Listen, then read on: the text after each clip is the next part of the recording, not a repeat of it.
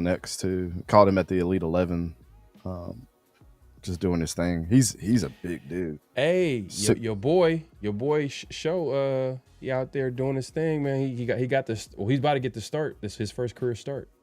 Tyler Shuck, yeah, man. Yeah, Tyler Shuck, yeah. Again, great human being, man. I'm super excited about him. He's getting his first start. I told you about that, right? Right after the interview I did with him. Yeah. He came up to us and shook all of our hand. He was like, "Yo, thanks for believing in me," because a lot of people have been shitting on me this whole process. And he's like, "I can't control injuries," but yeah, super nice guy.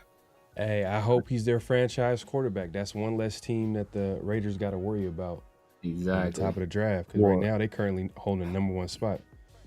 If Kellen is making the claim of like he's not going back, you either stick it to your guns and it's gonna work out, or you gonna fall flat on your face if he sucks. Hey, if it works out, it's a double win for us, because that means they don't need a quarterback and they win some games. So this works out both ways.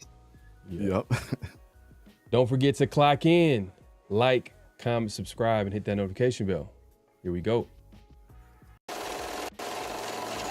Great Pharaoh. The gift of Troy is a fabulous fabric from the land of the 5 rivers.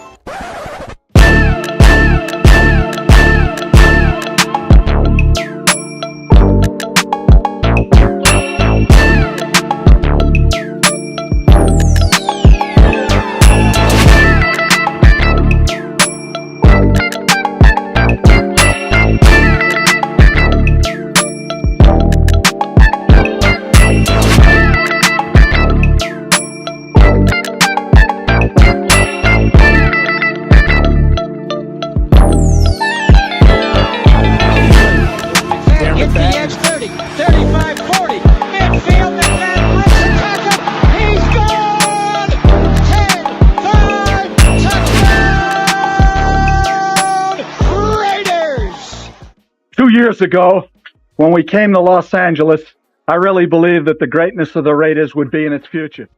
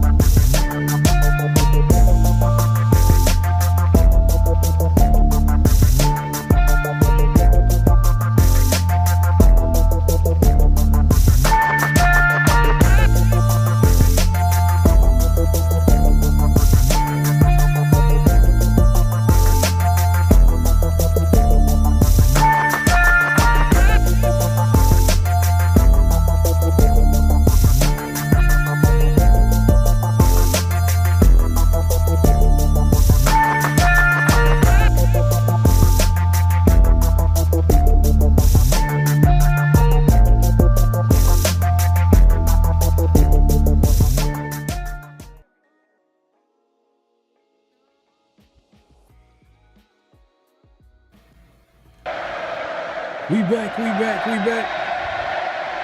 We are back for another edition of Around the Shield, and we got a special guest in the building.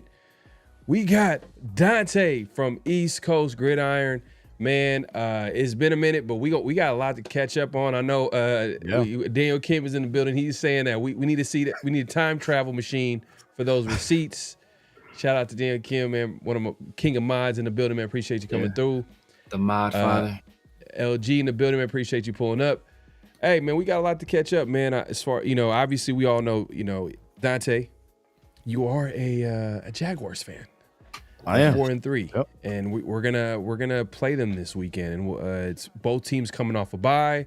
We're gonna get into that conversation, and then also just a little, every now and then we might talk about some guys that you like in college that because right now I'm not gonna lie, Raider Nation is kind of looking ahead right now. We're looking ahead. We're like, you know what? Kinda. I'm just speaking for myself. I know some of y'all I know Severe is. I've been looking ahead for like 3 weeks. After the Commanders game, I was like, "Yep." It's done. It was time to wrap it up. When you get blown out like that early, and also at 2-5, like it's pretty much it's right in his mouth. It was like three blowouts this year. That's crazy. 3. Yeah. I thought after so long, Severe was going to jump in his car, grab Pete Carroll, take him to a nursing home or something. Man, myself. I got to do it myself, baby. Let's do it. My God, Daniel Kim, LGZ, Hank, man, appreciate you pulling up. My guy. If you haven't already, make sure to clack in, hit that like button, hit that subscribe, and hit that notification bell. Yeah, man. TK says, I've done 17. I haven't done a mock draft yet. That's the one thing. I'm not going to lie. Like, I just been watching a few college football games and trying to see certain quarterbacks. But we'll get into all that, man. Hey, Severe, if you could hold down the chat real quick. Hold on 1 second. Yes, sir. Yeah, 17 is ironic because that is the number of our newly acquired infusion of youth at the wide receiver position, Tyler Lockett. So 17 is a key number right about now. But yeah, I haven't done any either, and it's kind of early because right now, if we did a mock draft this time last year, you kind of don't know who was like Drew Aller would have probably been like the top 10 pick last year, doing mocks at this time. So kind of early, but I will start soon. I've been looking at some guys though. I've been checking some guys out. Everybody knows Dante Moore is my guy, at quarterback. Him and Ty Simpson are probably my top 2 guys right now. Some other guys I want to keep an eye on that might be some late round prospects. But, if we go in first round, those 2 guys I'm looking at right now. Makes sense. All right, man. Hey, Severe, Dante Moore is your guy. Dante, I was going to say Dante Moore. Dante Moore. Nah, but Ty Simpson is your guy. He's your number 1 guy. If you want to let the people know, like, what are you seeing from Ty Simpson that makes you think he should be the number 1 guy if he comes out this year? Because he's 23, so we would assume like the age, his hype, even though he's had, this is his first year starting. Like, what makes you think that he'll be the top quarterback, or at least top 2? Just everything about his game, man.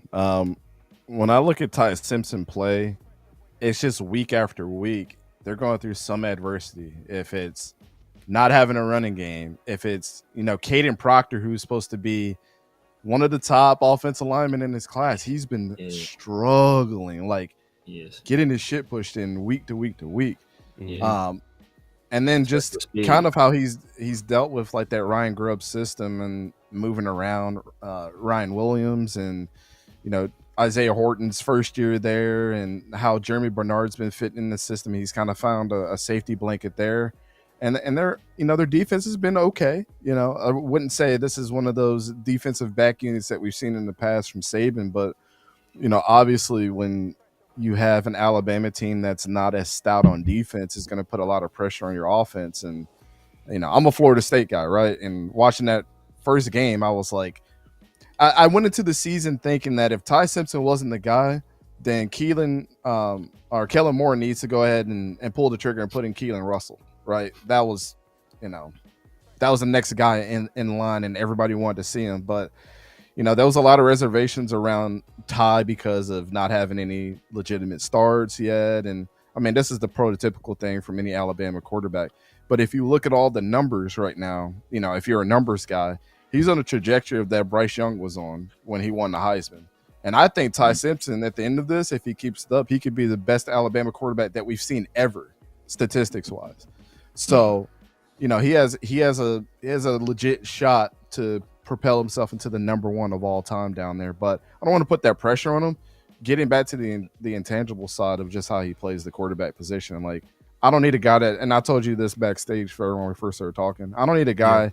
I don't look at the highlights of like a 70-yard bomb. That does not surprise me. I want to see the outside, the numbers, backside throws. I want to see how well he reads a mesh concept, and if he's throwing the underneath guy once that linebacker peels off. Like I'm looking at those type of things. I know if you guys have seen the debacle with Coach JV on Twitter today against quarters coverage, how to beat quarters. Well, yeah, if a guy is running a post route and you have a dig in the middle, obviously it can't stick on two guys. But that 20-yard pass on that post route, I want to see how well he fits it in there between two defenders, and he's been consistently doing that. And that team has been in trouble. He's kind of pulling them out. That's what I've seen from him more than any other quarterback that's been, in the country so far. Yeah. And Daniel Kim. So look, we're not going to ask him like who are the top 5 quarterbacks heading into just name your top 5 college QBs, because we don't know who's going to go into the draft. Like there's a lot of different variables. Some guys might stay. I'll give you the guys that can be eligible for the draft. How about we do that? Because like Darren Mensah is obviously my number one, but I'm going to take him out of this conversation, right? You heard it. You just said he's number one quarterback right there. Go ahead. Yeah, to me in the country, I think it goes, and not in any particular order. I think Ty Simpson's obviously number one. Josh Hoover from TCU, I've been super high on him the whole time. Fernando Mendoza, obviously stats wise, he's up there. I'm gonna give you a dark horse, Trinidad Chambliss from Ole Miss. That dude played at Ferris State his whole career. Austin Simmons was supposed to be the guy, and he's taking the bull by the horns, man. He's been excellent this whole year. I like that kid. Yeah, he wasn't even. That's not even. That's like division. That's not even Division 2, right? No, that's Division 2. It's not even like it's like, Division 2. Yeah, it's Division 2. It's not FCS. It's not even FCS. Yeah, it's crazy. Yeah. And then I'm gonna give you a 5A, 5B. Jalen Daniels from Kansas has been one of my favorite guys to watch when he's healthy. I think he has that NFL pedigree that you want, a guy that's a true dual threat guy. And then also on the other side of that, I look at guys like Rocco Becht. I think he has what NFL guys like to see from their quarterback, right? And being obviously the son of a coach. And a former NFL tight end, and Anthony Becht was his dad, the tight end that got drafted in the first round for the Jets back in the day. He coaches in the UFL right now. But Rocco Becht has the tools and can make every single throw. I think you have to take the record away from the expectations of Iowa State and really look at if it's a Rocco Becht issue. And I know your guy's Brendan Sorsby. I guess you could throw a 5C in there because like I told you, I've been on Brendan Sorsby train for years. I've defended that guy. And now I'm seeing the maturation process of him. And I'm super impressed on the things that he's doing. So yeah, with him, it's his potential to fly up the boards is high right now. But then like you got to see it play out a little bit. Like how does he play against Utah? How does he play against BYU? And then like there's that pre-draft process. Like how is he going to test? Like how is the NFL going to view him? I'm sure they're going to like him because NFL they're all about traits. So right. And on top of that, like I said earlier, like we don't know who's coming out. So if a lot of these guys don't come out, then a guy like Sorsby might just automatically, just by default, might be a guy that certain teams would take early. And there's like a few teams that I could see take quarterbacks. You talk to the Pittsburgh Steelers fans, they're like, and Los Angeles Rams fans, like they're kind of waiting for their teams to take a quarterback. You know what I mean? Because you got a 41-year-old and Aaron Rodgers. You got Matthew Stafford, who's up. He's up there in age as well. And I'm bringing that up because like that's where the range where you start looking at guys like this, like a Sorsby right now. Like you're like, oh, okay, you know what I mean? I can't envision them getting in the top 10 right now, but like maybe like late in the first, those are the teams that are gonna possibly like look into maybe, all right, this is a good time to snag a quarterback here. We get that extra year, that 5th year option on a quarterback that we like. So yeah, we'll see. Yeah. It is interesting. This quarterback class in general, is better than what people thought. And I was trying to tell people at the beginning of the season, like it's a way better class than what you envision. And we had talked about this too backstage before you even got in, Severe. And I said this was the year that some of the top quarterbacks that we talk about, if they have a fall off, a lot of these other guys that are good are going to look at as being great, like the Brendan Sorsbys. For example, the Garrett Nussmeyers fall off a cliff. The Arch Mannings fall off a cliff. Kate Klubnik at Clemson falls off a cliff, right? And, I look at a lot of their situations a little different, but again, this is what propels the Brendan Sorsbys in the conversation. And Baron Morton in the first 3 weeks is being considered as one of the top guys. And even Sawyer Robertson from Baylor is a guy that's leading statistically in the country in touchdowns and yards, and nobody's talking about, right? And Baylor's not that great of a team on paper, but he's constantly elevating them. And even a guy like that was supposed to be your guy up there at UCLA's Severe and Joey Aguilar. Like the path that Joey's taken from playing at Appalachian State, going through that controversy, betting on himself, and going to Tennessee, where now we're seeing what a quarterback in a veer and shoot system actually looks like. You got to get the ball downfield. It's very quarterback friendly. And Joey's out there statistically at number 4 on the charts right now. So, there's a lot to like about the depth of this class. I think the superstars are going to be in the next class, like we see with Jaden Daniels and Caleb Williams and Bo Nix and those guys. Like, I think that's the class that we're going to hang our hat on that's compared to those guys. Next year's class. Yep. Did you mention Jaden Maeva from USC? Did you mention him? Man, I love Jaden Maeva, man. I do, but that USC team is special on the ground this year. Like, they have a plethora of running backs that can just punch you in the mouth. They went into the transfer portal heavy, even getting my guy Eli Sanders from New Mexico, and sometimes he comes in and will just pop off. I like Jaden Maeva. I would like to see him stay one more year, though. Like, because I think he's going to be the dark horse next year if he stays to win the Heisman. One more year with Lincoln Riley would be incredible. And if they get Mekhi Lemon to come back too, and it's like, let's go chase this thing, it would be incredible to see, because a lot of those running backs have, they're not eligible to be drafted yet. So they got a pretty nice team on offense, and their defense finally is starting to put something together too. It's just nice to see USC. They're flying under the radar. They're not getting that, notoriety that they had before, but it's kind of like they got to earn it with everybody in the country too, right? Like, you got to earn that status that you had before during the Pete Carroll days. But Jaden Maeva is right there, man. I mean, if you said he was in your top 5, and if I had to switch somebody and put him in the top 5, I definitely would. I mean, I think he's up there as one of the best quarterbacks in the country. He's just the one that, like, I want to see him just stay one more year, because I think he'd be badass in year 4. Because it sounded like for a second you're going to put him in that, like, Mendoza category, where you're like, man, there's so much things going on for him that are working his way. Like, it's hard to really. You got 2 pro receivers. It's hard to, like, really evaluate him, because, like, man, like, he has everything. You know what I mean? Right. Not like not like Mendoza. Mendoza probably is like a whole different. Probably has a little bit more. Well, we talked about that backstage too with Indiana's team, right? Like, Indiana's we were talking about Omar Cooper. I was telling you guys, if somebody put him at the number 1 wide receiver right now in the country, go watch his film. He would probably be number 1 in a lot of people's eyes, and I would not bat an eye at that idea. Elijah Surratt, we talked about. We're starting to see guys like the Jeremiah Smiths of the world not get talked about. We're starting to talk about Carnell Tate maybe being the number 1 guy at Ohio State, right? Yeah. This wide receiver class, if there's any depth anywhere, it's wide receiver this year. And we thought it was this year, but really, this year's draft with, with the way the seasons have panned out and where everybody got drafted. But the 2026 wide receiver class is incredible. It's hands down the best positional group right now. Oh, okay. Yeah. I mean, who? All right. It sounds like, okay, you already named kind of like your favorite guys, just based off what you just said right now. But All right, is there anybody? I mean, because right now, like, all right, because a lot of Raider fans watch this show, right?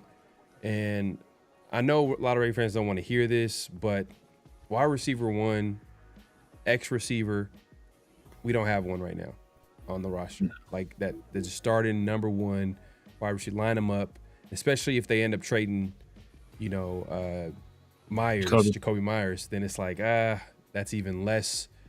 You're kind of like you're expecting Jack Bech to kind of take that same role. It's probably gonna take him a little bit to just develop, and because Jacoby's already a good player, so he has to develop with hopefully with more opportunities. But that being said, he's not even projected to be like an X. He's more of probably a slot guy. Probably he's gonna take on that same role that Jacoby had. Who's someone that you could see fit in with the Raiders as an X receiver? Like just plug them in, boom, with the weapons that we already have. I told you a name, before we went live, and I think it's Jeremy Bernard from Alabama. You could probably get him at the end of the second, early third round, but a lot of the scout guys like me are going to be like, he is the closest thing that you're going to see as far as consistency to a Larry Fitzgerald. I'm not saying he's going to be a Hall of Famer, but I'm saying if you want somebody that's going to be a little bit better than Jacoby Myers entering that like number 1 wide receiver, like we got to have the conversation now. Consistent first down guy, great route runner, quiet, not going to say too much. But when you go against the dude, he's an absolute monster, and nobody mentions his name ever because he's not out there making the highlight reel catches. But the one thing that's happening is Ty Simpson's finding him in the back of the end zone every single time. I can tell you that. He's outrunning the opposite guy, on the other side of him. So, when are we going to get back to when those intangibles matter, right? Like, you just outwork the guy across from you over and over and over. And I think from your guys' perspective, you've had a couple guys like that, like the Tim Browns of the world, right? Like, Tim Brown was not the greatest, like, when you look at Slow down here. Well, I'm a Tim Brown guy. I mean, he's a Hall of Famer, right? But I'm saying like Hall of Fame traits like a Randy Moss and things like that. He was just, I'm gonna outwork you. You're not. I got strong hands. I'm a great route runner. I'm gonna run you over from time to time. That was the Tim Brown. We used to Tim Brown has got his fingers taped up with the elbow pads, right? That's Jeremy Bernard. You know what I'm saying? So. Okay.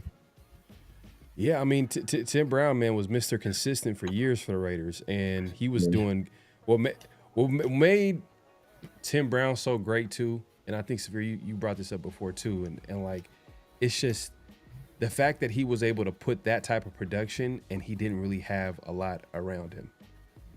You know what I mean? Specifically, quarterback. Like he literally, his best quarterback came at the end of his career. Yeah, literally at the end. So, shout out to Tim Brown, man. Mr. Raider himself. Mr. Raider himself, for sure. That's what I'm saying. I put like him. There's a couple quarterbacks you put in the category of like, I'm going to just outwork you all the time. He's up there. Larry's up there. Like, just think about those type of guys.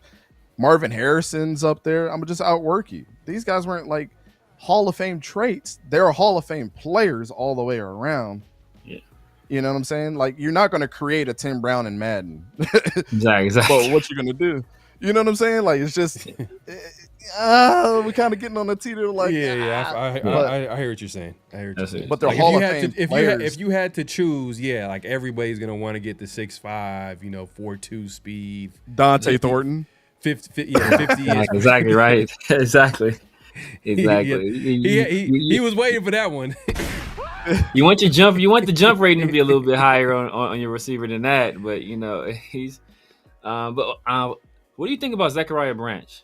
I know a lot of people loved him coming into the year.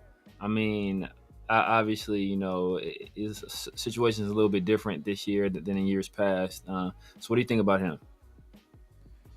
Yeah, Zachariah Branch is he's interesting because he's so dynamic in a lot of different places, right? Like, yeah, he's obviously fast as shit, great route runner, but you got to think about how is he going to be utilized in the NFL? Are they just going to let him play offense all the time? Are you really going to use him in special teams? Are you really going to use him in the running game, because you see that a lot. You saw it at USC. You see Kirby Smart do that at Georgia, and he's a playmaker all the way around.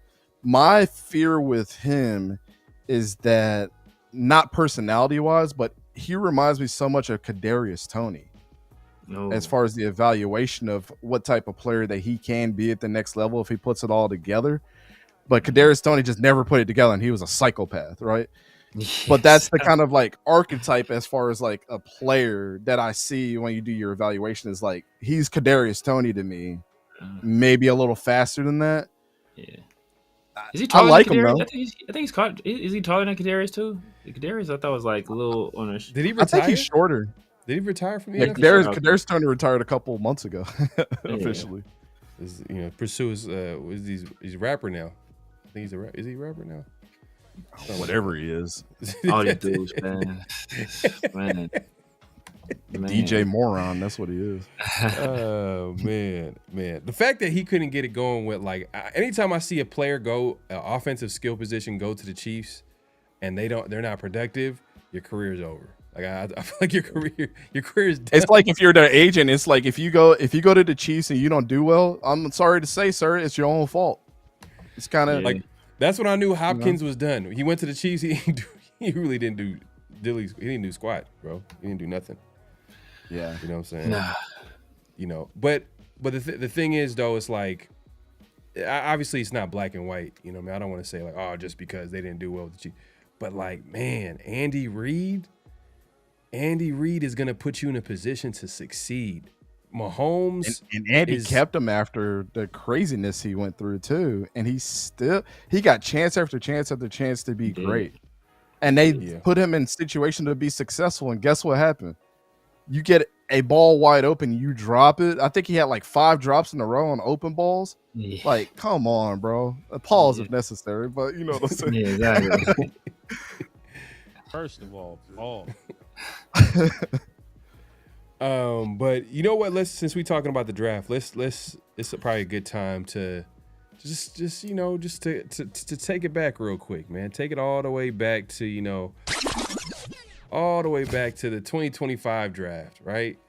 Raiders obviously picked Ashton Genty in the first, Jack Bech in the second, so on and so forth. We had our draft class, and looking back, Dante, how do you feel about the draft class? Same or worse? I gave you guys a C, just middle of the road, and I got killed for it, right? And here's why I still keep it at a C. Jack Bech hasn't been utilized, so I can't really grade him on anything. We know what Ashton Genty is. We've seen sparks out of him. That wasn't my problem. Ashton Genty wasn't my problem, even though I think you probably should have chose somebody, hindsight's always 20/20, right? Amar Mimbu, for example, is looking great. Teteroa McMillan's looking awesome. Like, Will Johnson and Teteroa are my guys. I would say Will Johnson and Teteroa are my guys. I would just throw that out there. Exactly. And it's even going to be more sour grapes if Siobhan Revell comes off this injury and looks fantastic too. Yeah, that's another. That one's really going to hurt. And so I still keep it the same though. Y'all know how I feel about Dante Thornton Jr. I don't have to explain this any more than it has to be said. I would have not wasted a 4th round pick on him. I just put it like that. When Tonka Hemingway is in the game, does he not look good? Oh yeah, I like Tonka. Why is he not being utilized? JJ Pegues has actually been pretty good too when he's been in there, which surprised the hell out of me. And then Darren Porter, why are we switching him in and out? I can't really evaluate. He kind of is like Jack Bech to me. I can't really evaluate him because he's not in there a ton.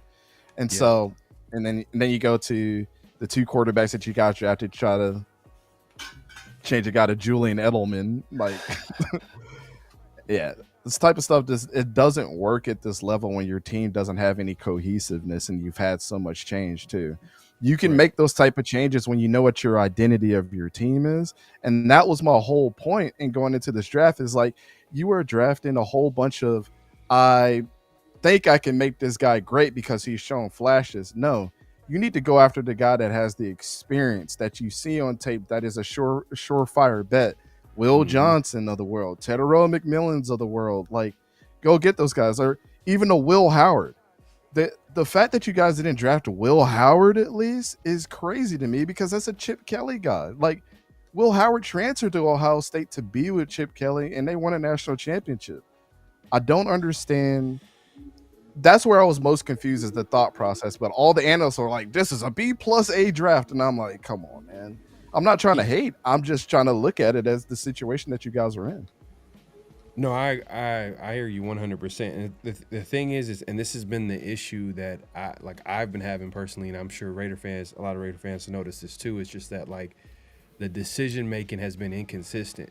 Like it's just been all over the place. Like, from Pete Carroll saying, we're all about competition, compete, and then he singles out a JPJ, a guy that we kind of looked at as a starter, and says, oh, well, he's competing with Alex Kapp at guard. Mind you, a lot of people had him at starting, thought he was going to be the starting center, but they had him at guard. And then at the same time, they also said he's still in competition literally to this day. Like he's probably going to say that the entire season that, JPJ he's still in competition. But the guy, Geno Smith, it's a double standard. There is no competition with Geno. Geno's like, he's going to be the starter. And I understand he's the quarterback, but that's my point, though. Going back to what you said, like how they should have drafted Will Howard. I think they didn't want to make Geno feel like, they weren't all in on him. Mm-hmm. And come on, man. Like, someone has to be realistic in that building. Like, hey, Geno is 35 years old. Great story. He's able to turn his career around, like with Seattle. But at the end of the day, someone got to be realistic. I mean, I know Severe felt this way, and I felt this way. I'm sure Dante, you might agree with this as well. I looked at him as like, oh, okay, nice little bridge quarterback. Until the Raiders get their guy, until they draft their guy. And the way the Raiders have tried to address the quarterback position is like they sign somebody or they trade for someone and that's it. We're not going to draft anybody. We're not going to, and that just, to me, the quarterback position is too hard for you not to like have a young guy in there to develop, because we've seen kind of Aiden O'Connell come in and not really be that, like he's probably going to be a backup. So why don't you go ahead and get a quarterback? They end up getting the Cam Miller, FCS quarterback. I don't know how you felt about him. I looked at him like, that's not that. That wouldn't be my choice. Cool story. Cam's a cool story. That's what it was. Like, he almost beat Colorado, has been in several championship games. Like, he's a gamer, but like what you end up having is a guy that didn't have not only the intangibles of a guy like Trey Lance or Carson Wentz coming out of college. Like, he just didn't. And so it's just crazy to me that like, and I had one of my draft guys tell me this. He's like, man, those war rooms get crazier than what people know. Yeah. But he told me personally, man, he was like, the Rams were kind of laughing at the fact that Cam came off the board and you had Curtis Rourke and Will Howard and a lot of those other guys there. And they're like, these guys are proven dudes that not only have done things in college that Cam didn't. You have to put in a situation that when you're at North Dakota State, you're always in a championship game. And I don't think that is because of just the quarterback, because everybody does it there. Exactly. You have to look at like a Curtis Rourke situation. First 10-win season that Indiana ever had. That's got to be part of something with the quarterback. Or, Will Howard won the national championship with Ohio State after transferring 1 year and got to a brand new system and did that. You could say Jeremiah Smith, but like, come on, man, he played his ass off last year. So how do you not rank them higher than a guy that's used to success or was kind of born into success? It's almost like nepotism, right? Yeah. Just because we think Arch Manning is a Manning that he's going to be good, he's not. You got to go out there and prove it. And those guys proved it. I just didn't understand that. Yeah. My guy LS, man, I know we talked about this backstage, but like, you already know, hey, LS, me and you on the same page. I know we're on the topic of wide receivers. We talked about that earlier, so he asked this question earlier. But I just got here. I'd be interested to hear Dante's thought on Sorsby. So I'm a Brandon Sorsby guy. Shout out to my guy Ray. He kind of put me on to him first. And then I was like, man, this guy there's something here. What's your take on Brandon Sorsby, man? I told you guys he would be like a 5B on my list, 5A, 5B, somewhere in there. Like, I think he's deserving of that. I've been a Brendan Sorsby supporter since he's been at Cincinnati. I told you the best thing for Cincinnati is when they joined the Big 12, because it was forcing them to, like, you have to get better after having like an 18 touchdown season. Now we're on a trajectory that we're doing that. But the interesting thing about Brendan Sorsby in the Big 12 is this is so reminiscent of what happened with the Pac-12 when they had their last year, when all those quarterbacks were badass, all those teams were badass. That was the best conference in football just to watch. There was so much talent.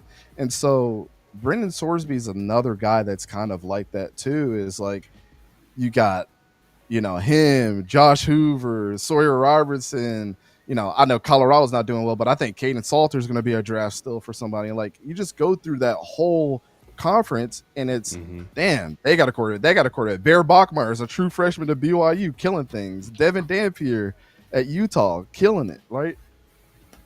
And going into that environment, not only are you're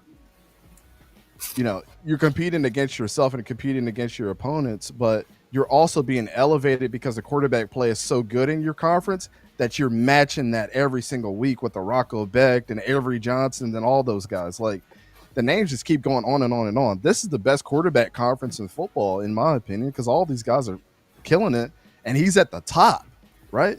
It's not like he's in the middle of the road. Yeah. Cincinnati is at the top. This is the best team that we've seen since when what's his name? Ritter was there. Desmond Ritter. And they played Alabama that year in the college football playoff. This might be a college football playoff team. And I told you guys, if he beats on Utah, I mean, like, doesn't turn the ball over, throws two touchdowns, another one on the ground. Everybody's watching too.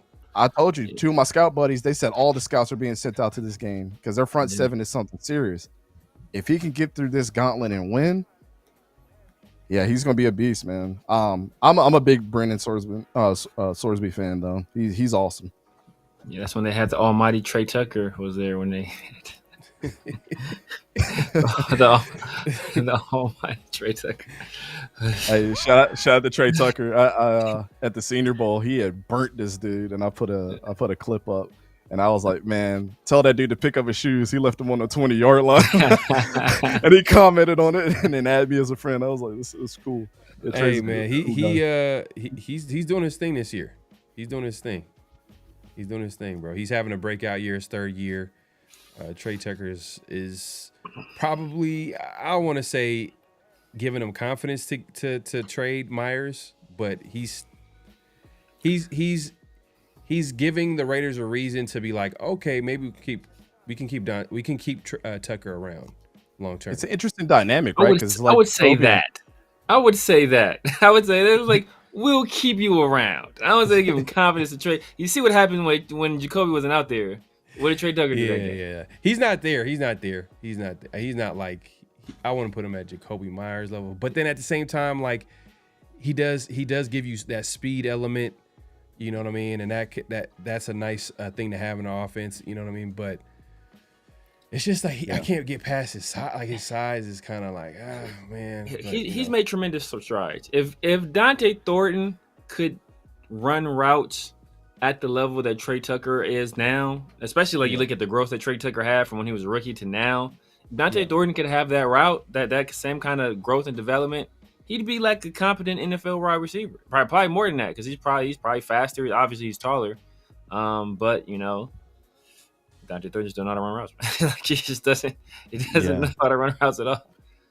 It's an interesting dynamic because you have two number 2 receivers on your team. And you're trying to decide, like, it's a lot easier to say Jacoby. He's obviously checked out. Like, he wants to be somewhere else at this point. Yeah. And you have Trey that's going out there every single week and just proving it time and time again that, like, I don't care about the situation. Just throw him in the ball. I'm going to make things happen. And it's great that Brock has been out for the aspect of it shined a light on him so you guys know what you had with him so you can value somebody that wants to be there instead of a guy that's like, oh, he's a number 2. No, we got a number 2 in Trey Tucker.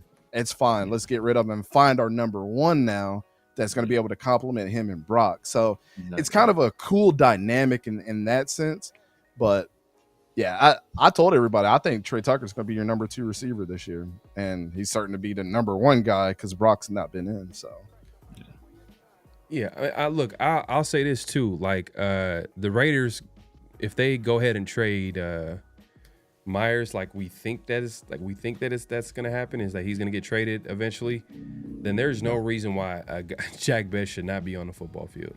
He needs to get snaps. They need to figure out what they have in Jack Best. He needs the experience. The Raiders are not going to win a whole bunch of games this year.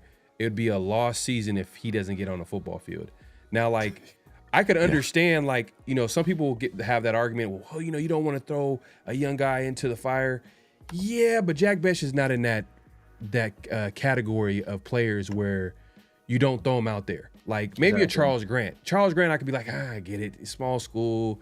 He's jumping from, like, the competition, and, you know, he needs to get stronger. I get it. Like, you don't want him, like, to ruin the player confidence or whatever the case may be. But, like, a Jack Best, part of what made one of the strengths of or values of drafting a Jack Best is the fact that he could probably contribute right away compared to other prospects. How did you feel about Jack Best coming out? I think I had Jack Best at my number 5. I know he was in my top 10, and I tried Jack Best was interesting because there was a lot of other players that were getting a lot of noise, like the Savion Williams on his team. And then the guy that really stuck out to me was this guy, JP Richardson. I don't know if he's still in the practice squad for the Bears, but like, man, JP Richardson in games was like badass, and nobody was talking about him. And then I had to kind of sift through that and say, where does Jack Best fit the best? Like, is he really a number 1 or number 2 on the team? And I think with him is like, he needs to kind of play like that Luther Burden role that's happening with the Bears. Like, don't try to be the number 1. Don't try to be the number 2. Just get open and get me a first down and make yourself valuable.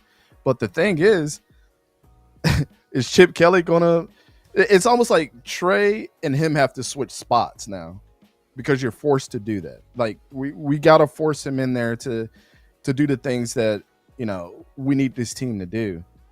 But I think Jack is a possession receiver at best, and he's not great at anything else like route running and all that. He has strong hands, a first down machine, and that's where he needs to play his game. You try to force him to do other stuff, and it starts to look a little silly. I think the hype around him was because of his brother passing away in the Senior Bowl that he had. In a big game, yeah. But I can tell you, and I think, Severe, you said this on the show last time, Tej Johnson was by far the best receiver at the Senior Bowl out of everybody. And everybody missed on him except for the Bucs. So, yeah. But yeah, I like Jack. I want to see him more. I want to see what he looks like on a consistently out there for a full drive without you pulling him. And the blocking ability that he does have in the running game could be very, very valuable for somebody like Ashton Jeanty because, like you guys know, this guy was a former tight end at LSU. Yeah. And he's a locomotive like Ashton Jeanty. The more snaps they get, and I noticed this on film with him, the more catches he gets, the more snaps he gets, the more times that you consistently have him out there, it's almost like, you know, playing a video powers game. Up. Like a fight. He powers up. Yeah, like he's gaining XP every time you throw him a pass. Yeah, it's like playing an RPG and you get an item that says when you get 50% health, your damage increases. Exactly. That's like Jack Best, right? Like he just becomes better when he has more reps. So it doesn't get more old school than a Jack Best. I just don't know why you guys don't utilize him. It's kind of frustrating. Because of Myers. Because that was like the big thing is when he got drafted. Like my first reaction was like, what? What did we another slot? Like, you know what I mean? Yeah. Tucker technically, he was drafted to be a slot, like a speedy slot option, right? And then you have Jacoby Myers, who, you know, spy tech all offseason. I mean, he can play on the outside, but then he also has a lot of value playing on the inside. And then we hear spy tech, the GMs call him a slot.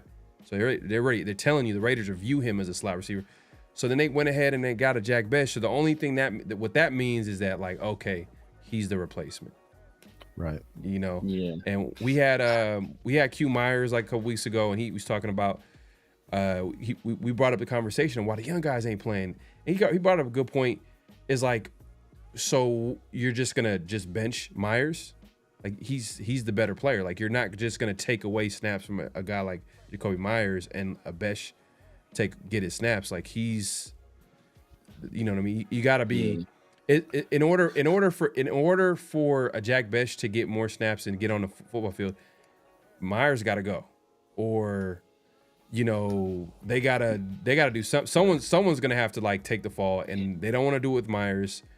And Tucker's playing well.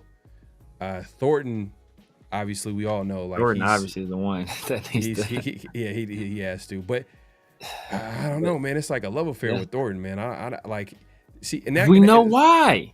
We know why. Because whose guy was that?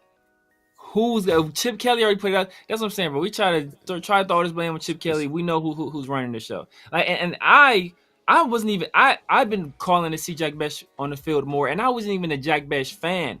I like Jalen Royals better than him. I like A.O. Manor better than him. I like Horton better than him. I like a whole bunch of dudes better than him. And they draft him in the second round. But at this point, I'm like, bro, I'd rather just flex Jacoby back outside, let Jack Besh work in the slot, and run it like that. And if that's what we're going to do, just run it like that. I'd rather just have two slower guys on the field and eliminate Dante Thornton, because he brings you nothing being out there regardless. So, like, we want the speed element, but he's not threatening anybody because he can't beat press. He doesn't run a route. Like, he offers you absolutely nothing. So at this point, just play Jack Besh. So that's why I said, like, I can see where Q is coming from, but I think that's just that's not a good enough reason anymore at this point, because Thornton is not being effective. So I think we knows whose wrinkly fingerprints is all over why these young guys aren't playing, and it's because we have a 74-year-old coach that's clinging on to try to turn the season into something. And that goes back to what I said earlier: is they've been inconsistent.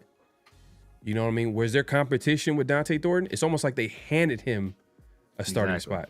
Fact. Because when you watch him play, you're like, how did you like win the Pharaoh? He was the third stringer on Tennessee. He was the third stringer on Oregon. Like, I don't understand this. Like, why people had this obsession with him. It's like when Brew McCoy got hurt, he stepped in. When Squirrel White got hurt, he immediately stepped up.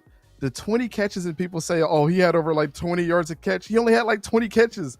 Like, of course it's going to be that much. If you put Jeremiah's best 20 catches on film, he's going to average like 30 yards a catch. So like this whole argument about like that stat is like, it's crazy to me, but I just didn't understand the obsession. And like you said, Severe, with Jalen Royals there at the 4th spot, don't let Juju Smith-Schuster or any of these dudes get hurt on the Chiefs, because it's going to be an awakening of this dude just waiting in the wings. Jalen Royals was awesome. He's such a clean route runner too. Oh, his routes are, oh my god, bro! That kind of route runner in the Andy Reid system, bro, is bro. And go watch his game against Boise State. He had dudes fighting him at the line of scrimmage because he was just outgunning him on his release. He had dudes frustrated. Yeah, I never understood that. But big and fast. But like you said, Pharaoh, there's a common denominator between guys who didn't have to compete, and they all have one thing in common, because there's one guy who was in their corner, and we all know who it is. Yeah, man. Like I said, we'll see starting against the Jaguars. Obviously, they play them this week. And they're, both teams are coming off a bye, especially the Raiders. They got embarrassed, and technically Jaguars got embarrassed too as well. They got blown out against the Rams out in London. But the Raiders, watching that game, it was like game was over after the second quarter. It felt like it was just they tapped out. Like once you start seeing missed tackles, like the game when the first couple series, you'd be like, oh man, like. You know what I mean? This might be a competitive game. They're tackling and everything, and then when a team starts, missing tackles, the other team starts breaking all types of tackles. I'm like, all right, I see what's happening here. This is game over. It's game over. And then it was pretty much over at like third quarter was 31-0. Minshew comes into the game. Like that was. Oh, talking about us? You talking about us? The Chiefs game? I thought you were talking about the Chiefs game. So I'm bringing this up because we head into the bye with this on our mind, and I'm sure the season on their mind because they're like, all right, this season has not gone the way they thought that it was going to go because they obviously had a lot of different things that they did that didn't work, like Dante Thornton starting on the outside. You know, that obviously they're going to have to make some adjustments. Now they're going to be playing the Jaguars this week. Are we going to see a whole bunch of, young guys playing this game? Jacoby Myers, is he going to play? If he's going to get traded, usually when guys are about to get traded, they usually don't play. They don't want to risk injury in that trade not going through. So that's why it's a kind of, according to rumors, you take it for whatever it's worth. They're saying that the Raiders are looking for a day 2 pick, 2nd and 3rd round. I'm like, man, if we do that, then shout out to Spytech. That's good work. 2nd, 3rd rounder. I mean, Devontae went for a 3rd rounder, and Devontae's a way better receiver than Jacoby Myers. So we'll see how that shakes out. I might go down to the wire. I want to ask you guys something, man. Like from the Raiders' perspective, I mean, obviously you don't want to give up on your team. But I think giving up on your team is not playing your young players in the face of adversity. Like, you drafted all these guys and you're not playing them. You have 2 offensive linemen who have not touched the field. And you have Jack Besh who has not really gotten any reps. Dante Thornton did, but you already know what you got with him. Darian Porter doesn't come in. JJ Pegues and Tonka Hemingway have really good PFF scores, and you could see that they're good. Nothing happens with them. Like, if you want to develop people, the best way to develop them is just see what you got. Like, you're not giving up on the season, but I think the fans can at least say, my goodness, we're starting the rookies, and if they suck, it's okay because we know that the season is washed, but get these guys experience. Those guys are going to be happy to get out there and play. Get Jacoby out of here and put the rookies in. Like, what does that sound like to you, Pharaoh? What does that sound like to you? It sounds like some good old strategic substitutions, baby. That's what it sounds like to me. Strategic substitutions. No, spread and spread out how banged that your guys are right now too.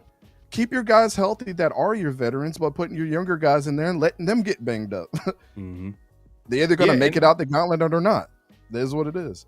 No, facts. I mean, you're not saying anything that doesn't make any sense. It's just that it goes back to my original point. There's just a disconnect. Like, they're all over the place, very inconsistent. And part of it, you have to think that, like, the coach is not on the same page with the GM. Because the GM, just common sense, the GM wants to play the young guys. That's what he wants. You know why? Because he wants to know what he has in the player. Once he knows what he has in the player, then it's going to determine what he's going to do in the offseason. Like, oh yeah, like we need a receiver, we need a tight end, or we need a offensive tackle, offensive guard, whatever the case may be. But then, like, when you don't play some of these guys, it puts him in a situation where like he doesn't know what he has in his roster. It's almost like a new GM coming to a new team. He doesn't know what he has. Yeah. Here's you would think that Chip out of everybody knows it, and even Pete, because I look at Pete like one of the best talent evaluators of all time, because I thought if Pete Carroll was still if everything didn't happen at USC, him and Nick Saban would have been in several national championships going against each other. I think that highly of Pete Carroll in college. But let's put that to the side and say this. When you think from Chip's perspective to start these new guys, that they would be more inclined to do, these weird things in the playbook that other veterans might not want to do because they know how it's going to work. Right? You know what I'm saying? You can get really creative with your young guys because they're bought in. They're like, I just want to get out on the field. So whatever we got to do, if I got to go out there and if Jack Besh, for example, if I got to go out there and just block the whole game, that's what I'm going to do. But they're going to be willing to do it because they have not really earned their place on that roster yet. Yes, they're part of the 53, but they're not cemented as a veteran or a guy that is a starter yet. So to me, if I was Chip, I'd be like, man, let's just throw everything at our young guys and try some crazy shit to see if it works. Yeah, man. Look, so that's why it's going to be interesting heading into this Jaguars game to see how some of these guys are there going to be rookies that are inactive? Because that's what's been happening this season. A lot like the JJ Pegues and the Hemingways that you mentioned, they've been inactive like the last few games before this bye. So it'll be interesting to see. I think this game for sure they got to be active just because I think Adam Butler kind of showed up on the injury report with his bag. I think Max was back at practice today, so he might. I got to look back at it, but I think he might have been limited today. But at the very least, he's back at it. But either way, none of these rookies should be inactive. I feel like it's going to say a lot about how Pete and Spytech, do they share the same vision on how Well, Pharaoh, how can you find your identity on your team when you're not starting everybody, or at least you're losing? So by holding these guys on the roster to not do anything tells me that you're not seeking to find your identity with your future guys. That I'm not saying tank your season, but when is it a point in time where Pete Carroll's going to be like, all right, Chip, put Jack in there and see what we got? Because Dante's not working. We got injuries. We need a spark somewhere. And the only spark that we're going to get is from our younger guys that are trying to make their spot on this roster at this point in time. And that may elevate the vets at this point in time because they're going to see the excitement of your young guys. To be honest, would you think that Max is on that defensive line right now without JJ Pegues and Tonka Hemingway going out there rushing his ass off every single time just to walk out to Malcolm Coots? Like, why you got your hands on your hip, bro? You've been here this whole time. You think Tonka and JJ Pegues are going to be like that? They're going to be like, nah, we try to destroy everybody. And it's going to be exciting for him to play next to those guys too. So it's only to me, it just elevates everybody on that team when you do that. I just kind of frustrated for you guys talking about this now. You know what I'm saying? Because it's just super annoying. Because we're looking at it more long term than the head coach. But to be fair, it's almost like Al Davis came back as an owner, came back as a head coach. Exactly. He was, because Al Davis in his later years as an owner, he was trying to win the Super Bowl every year. No matter what, every move was even if it's nah, you need to rebuild. We need more pieces. He'll trade future draft picks. He'll pay guys unlimited amount of money that nobody else would have paid. And that's where Pete Carroll's at right now. Now he, without the contracts or whatever, it's more about he's trying to find a way to get, at the end of the day, the coaches are going to want to have the vets out there. They're going to feel more comfortable with the vets. So they're going to give them more an opportunity than some of the young guys. And it's funny, though, because Darian Porter, I would think that would be a Pete Carroll guy, and he's not getting snaps over Kelly, who's struggling, which is crazy, but, it is what it is. But let's get back to this Raiders and Jaguars game, man. So what's going on with the Jaguars, man? Because they're 4-3. They've kind of been up and down. They had some good wins. They had some bad losses. What's going on with Jacksonville this season? Exactly what I thought, that we were going to be very, very up and down, just like if, Doug Peterson was here again. I can't say one thing about Liam Cohen and the things that he's doing. I don't know if you guys have seen the clips of him holding himself accountable and being the ultimate leader on the team. And even the younger guys are speaking up and saying, it's not on you, man. He's got those guys bought in. And I'm excited for that. The one thing that I don't believe is that Trevor Lawrence is fully bought in to it. I think that I honestly think that Liam Cohen is making him feel like that. Yeah, we might have paid you all that money. You were the number one pick. But the thing is you got to be the ultimate leader on this team. We can't keep scapegoating you. And I think he's starting to feel threatened by that. And like I told you guys before, Trevor Lawrence has never been threatened ever in his career. CJ Beathard, Nick Mullins are not making you feel threatened in that quarterback room at all. The guy that made him feel threatened this year is when they drafted or picked up Seth Hennigan in this last draft. And he's had a pretty good preseason. And Trevor was like, oh, shit. This guy's out there slinging the rock. And he's still on our practice squad. So not saying that, he'll ever come in and start over Trevor. But the thing is now you're starting to see those deficiencies even with the players. Like Brian Thomas Jr. is starting to drop passes because he doesn't want to get killed. The defense is starting to step up. better than they ever have over the last couple of years, which has been really, really good. And even Travis Etienne is starting to get the burn that he actually deserves too. I don't understand why we have not paid him to be our franchise running back. We sent Tank Bixby to the Eagles, Really, and right? I told everybody that he was probably not going to be part of this team when Liam Cohen got here, because Bucky Irving and Travis Etienne are so similar in the way that they do things that this is going to make that engine run. And the first 3 games of the season, Travis Etienne was one of the best running backs in the NFL. And so I think what he's trying to do is make sure that our guys that are on this team are getting the absolute respect that they deserve and spreading the ball around to guys that are, Brian Thomas Jr. doesn't want to catch a pass. It's not my fault. You got to catch it regardless if you're going to get creamed, man, because it's the NFL at the end of the day. Everybody's going to get hit hard. And so I think he's instilling that inside of our room. Our offensive line has had some struggles, but this is the best that they've played as a unit. Bashaw Tutton has shown, a couple of his, his efficiencies as far as a running back, and that's why we got rid of Tank Bixby, because we drafted really well at our running back position. LaQuinn Allen's come in and done some things, but I think Liam is going to the different aspect of let's let our defense speak for us, and the offense has to respond in the ways that they need to. And what we're figuring out is Trevor can make a great throw, but you ask him to come back at the end of the game, that boy crumbles, man, when we're up. I don't know what it is. The Seahawks and the Rams game, 2 tough teams. We all know 2 of the best teams in the NFL right now. Nobody wants to play them on a weekly basis. But those are 2 games that we probably should have won because we caught them on injuries and all kinds of other things. Why couldn't we have won those games? I think we're going to struggle in this game against you guys, though. I really do, because I think we're going to try to figure out our identity, and Trevor Lawrence is going to get exposed. I really do think that. I think you guys are going to find a bright spot in some player, and Trevor's going to look absolutely mid.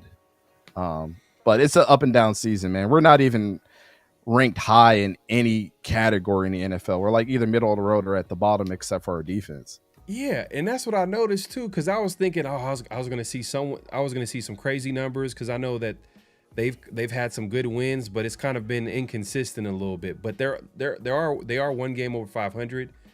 I know they had some good wins. They beat San Francisco. They beat the 49ers. Even though the 49ers are a pretty, injury-riddled team, but they're a well-coached team. So that was a good win. Yeah, the Texans, the Chiefs.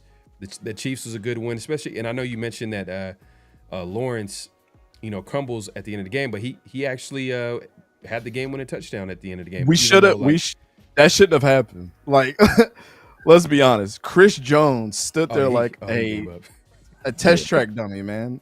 Well, he was staring at him. How does he stumble twice and you not do anything, brother? Yeah, that's true. Like Trevor Lawrence was like, "Come sack me, Chris," and he was like, "Okay, I guess you're not gonna come here, so I'm running in." We should have lost that game. Yeah, well, crazy. You know what? The one thing I'll say about the Raiders defense, man, like they're pretty when they bring when they actually compete. You know what I mean? Like they're a good run defense. It's just against the pass is where they can get exposed, but. Because I was looking and going back to what you said about the numbers, they don't really wow you. Like, do they push the ball down the field? Because I'm looking at the average yards per attempt. Like, do they dink and dunk? Is it a dink and dunk offense? Like, it's kind of, I'm surprised because Brian Thomas, you would think, and Travis Hunter. Yeah, and Travis Hunter. What the hell? What's going on over here? Yeah, last year was one of those years we looked at Brian Thomas and we were like, wow, like he's everything now. That first round pick worked out. And I even had a little bit of reservations about it too. It's kind of like how I felt when you guys drafted Brock Bowers. I was like, this doesn't move the needle for us. So we're trying to scapegoat somebody with this pick. They're going to be good players, but it's not going to really move the needle for us. And then you get to this year and it's like, Brian is like, I'm not catching shit over the middle. You can miss me with that. Like, either throw it to me long or throw a screen, because I'm not going over the middle for Trevor this season. Oh, wow.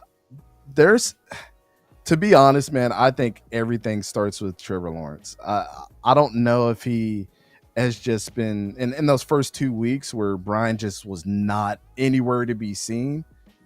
and that ruined his psyche for the rest of the season, and he's trying to build chemistry with somebody else. I don't know what it is, man. It's kind of like a it's kind of a hard thing to try to find out, man, because it's like you have a quarterback friendly coach, you have a couple good running backs, your offensive line is playing out of their minds, and your defense is one of the best in the league when they're all playing together. I mean, you go to our defensive side of the ball, it's like Josh Allen, Eric Armstead, Devin Lloyd, got Jordan Lewis from the Cowboys who's been playing good. Yeah. And even Travis Hunter had his best game, a week ago, having his first 100-yard game. I mean, what else does Trevor want? We've been doing this every year with him. I think the problem starts with him. He needs some true competition. And this next year, we go in and we say, you either put up or shut up, or we're putting your ass on the trade block. Like, it just is what it is. We were talking about the draft, right? Mm-hmm. And I don't know what just fell. We're talking about the draft. This is the draft where you go and draft that quarterback, right? You go and get that guy that is going to put pressure on Trevor moving forward. I think that's where the success of this team lies. How many teams have you looked at and you're like, man, they're just a quarterback away?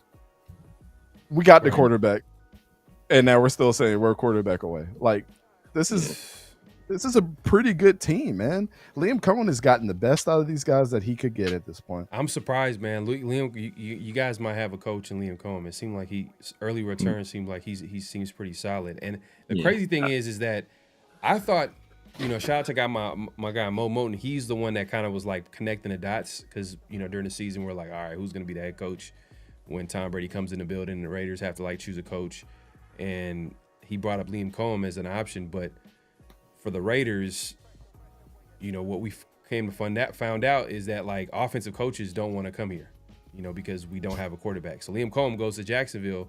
Obviously, he gets to work with Trevor Lawrence, but you've kind of been a Trevor Lawrence man. You're since kind of day one. Trevor Lawrence. Yes, since day one, bro. Every time you go back to my channel, since day one. You're not a Trevor Lawrence guy. Like you don't feel like he's the guy. You feel like eventually they're gonna have to move on. And I know they paid him. They paid him recently. I know within the last couple of years. Then they gave him an extension. Last year. So. He was the number one highest paid quarterback until a couple other guys. Yeah, I think he's like at number 3 or number 4 right now. But ridiculous. Yeah. We're talking about Trevor Lawrence being the 4th highest paid quarterback in the NFL. That's yes. Quarterback is like having it's hard, bro. It's really it's hard to get right, bro. It's hard to get right. But let's talk about the defense real quick because I know you guys made a trade. You guys traded did you guys trade Tyson Campbell? Yeah. I'll like, never what was the point of that for Newsom? It was the most on paper trade that did nothing for us. We essentially got the same player in return with lower upside than Tyson Campbell. I'm like, this is like essentially the same player. Like, what are we doing? Yeah. And Tyson Campbell had like a pick 6 last week, and I'm like, man, here we go. And I'm a Tyson Campbell apologist. I would be completely honest with you. I think he can be really, really, really good. Greg Newsom is like a good number 3 corner on any team. He's a solid. He's a guy that's like the benchmark to see if you are a good corner or not. I think Greg Newsom's that guy that you match up with everybody. Right in the middle. You're right in the middle. Yeah. I'll never understand that trade, Pharaoh, to be completely honest with you, bro. Like, I didn't understand it. And then when I heard about, I don't know how much you believed in the Brian Thomas like rumors about him possibly getting traded, but they obviously shut down those rumors for obvious reasons. They don't want to. They're not going to admit it, especially because if they're not going to get a deal done, they don't want the bad press and they don't want to mess with the player's head. But why would you add on to all the dead cap that we have? Just getting rid of it. A guy that was just super productive, he like of the 3 pass catchers that were drafted, he was the 3rd best one, right? Like, obviously, Brock, you put Brock or Neighbors, either one. This is 1A, 1B in my opinion, and it'll be him. Oh, those were the top 3 guys, the guys that you just named, and so it make no sense. So you didn't buy it. You didn't buy it at all. I didn't, because they said. Just to give everybody like an idea of what they said, that Brian Thomas they're looking to move Brian Thomas for for basically defense. They're trying to get it someone on defense back in the trade. The defense is playing well though. For what? This Cordy Athletic, you know what I mean? I was looking at it. I was like, I was shocked that he was even available after 1 year. I'm like, I know sometimes players can have like, you know, he's on a rookie deal and he's a talented he's a talented guy. Like it's enough where you can just stick with him. Yeah, unless he quit on a team or just told him like, I want to get out of here or like did something crazy, it will make no sense because you have a player that you've seen that's young and you seem to be productive, and your defense is actually playing well. If anything, you have questions about Trevor Lawrence. I watched the game against the Rams. Look, wherever you want to say about Liam Cohen, that was not his finest performance as a head coach. It was probably one of the worst coach games I've seen in a long time, just the amount of times he went for it on fourth down in situations where there was absolutely no need to, giving the Rams the ball and plus tear. Like, it's a bad coaching performance. But Lawrence was bad too. So it's like, well, damn, it's like, it could be a situation where he's telling Lawrence, like, look, bro, I'm giving you the rock. You put up or shut up. And I think Lawrence that's what didn't it put was. up. And Lawrence didn't put up. So, but like I said, I mean, it was a lot of questionable decisions in that game. But like, if anything, you want to have a fertile ground for a quarterback to come into a situation and say, hey, I can, like, almost like an Indianapolis Colts situation where, like, this quarterback has proven he's not the guy, but we can go out and get, even if it's a veteran guy, much like he had with Baker Mayfield in Tampa Bay, where the ground was set. Everything was there for a quarterback to come there and win. All you needed is for that quarterback to come there and do it. And if Lawrence isn't the guy, you want to be able to attract a free agent possibly, or if you want to go, well, it's going to be tough to go to draft route for them. But if you want to go to draft route, like you can go that route. Obviously, they wouldn't be able to do it early, but yeah. I think what we're going to see here in the next couple of years is this controversy between Trevor Lawrence and Liam Cohen, where Trevor doesn't really like Liam that much. I think that's what's going to come of this, because I just feel it. Their chemistry's off. It's something that's off with those two. And just like you said, why would Liam put him in all those fourth down situations if he wasn't trying to get him to be on the same page as him? Like, dude, you're getting paid all this fucking money. You're supposed to be the guy. Get us out of this situation, Trevor. That's what we paid you to do. And I think Trevor probably felt a little way about that. Like, bro, why would you do that? But at the end of the day, you're the $55 million man, bro. Like, you know what I'm saying? Like, you were the chosen one for years. The Jaguars are going to tank to get Trevor Lawrence. We heard that for 2 years straight. Finally did it, and nothing came from it, right? Yeah. And so I don't blame Liam for what he's doing. I just hope we're not in a situation here in 2 years where Liam gets fired because Trevor Lawrence doesn't want to perform. Because, the Shad Khans of the world and his son, Tony Khan, don't want to deal with the fact that they fucked up by paying him $55 million a year. And Liam Cohen is going to have to fall on the sword for that. Because what's going to happen is Liam Cohen is going to be a head coach immediately for another team. He's not even going to go back as a coordinator. He's going to be a head coach for another team, and he's going to get him into the playoffs their first year with a quarterback not named Trevor Lawrence. Yeah. And we're going to shoot ourselves in the foot yet again. Because we do it every time. We did it with Byron Leftwich back in the day. Doesn't matter who the management was. We did the same shit with Byron Leftwich when David Garrard was tearing people up. Garrard was killing. Bro. Garrard was a dog.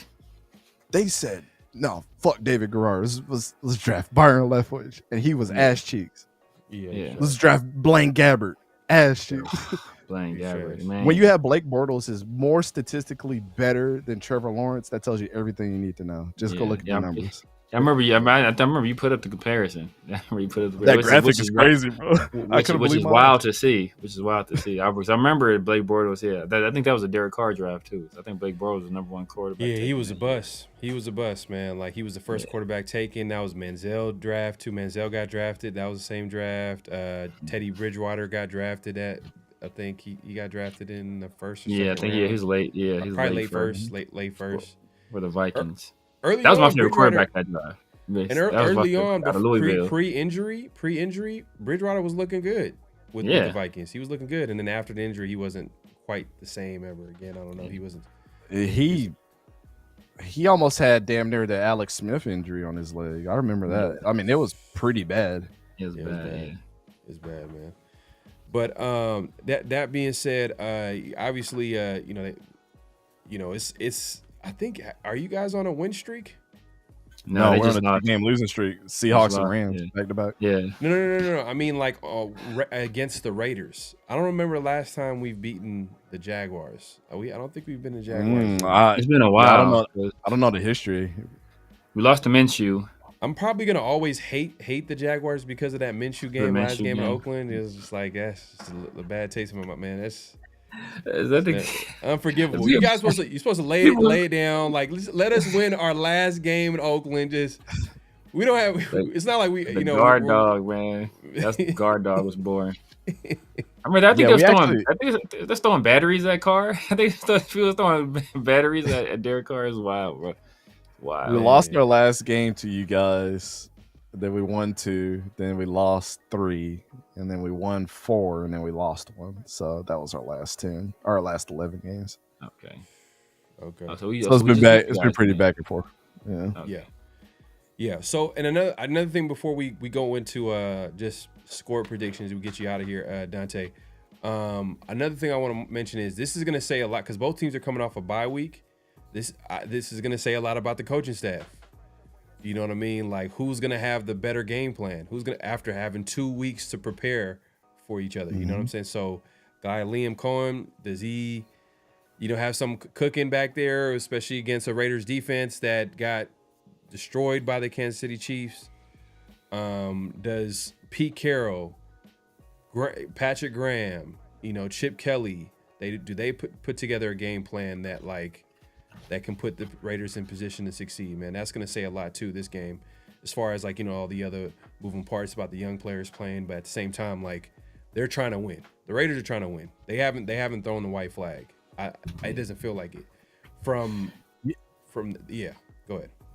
And I was going to say there used to be a saying that, my coach told me back, when our head coach that I was coaching under, he was during our bye weeks or like that game right before the playoffs. He was like, "Yeah, you can rest, but don't allow this lapse in the week that we're going to have not show the good points on film for who is really going to be a part of this team." And so I think it's the same thing needs to be said during these bye weeks for the NFL too. Like the tape should be the obvious thing that gets grounded by all the coaches during this bye week, and you really start to start figuring out the identity of your team on both sides.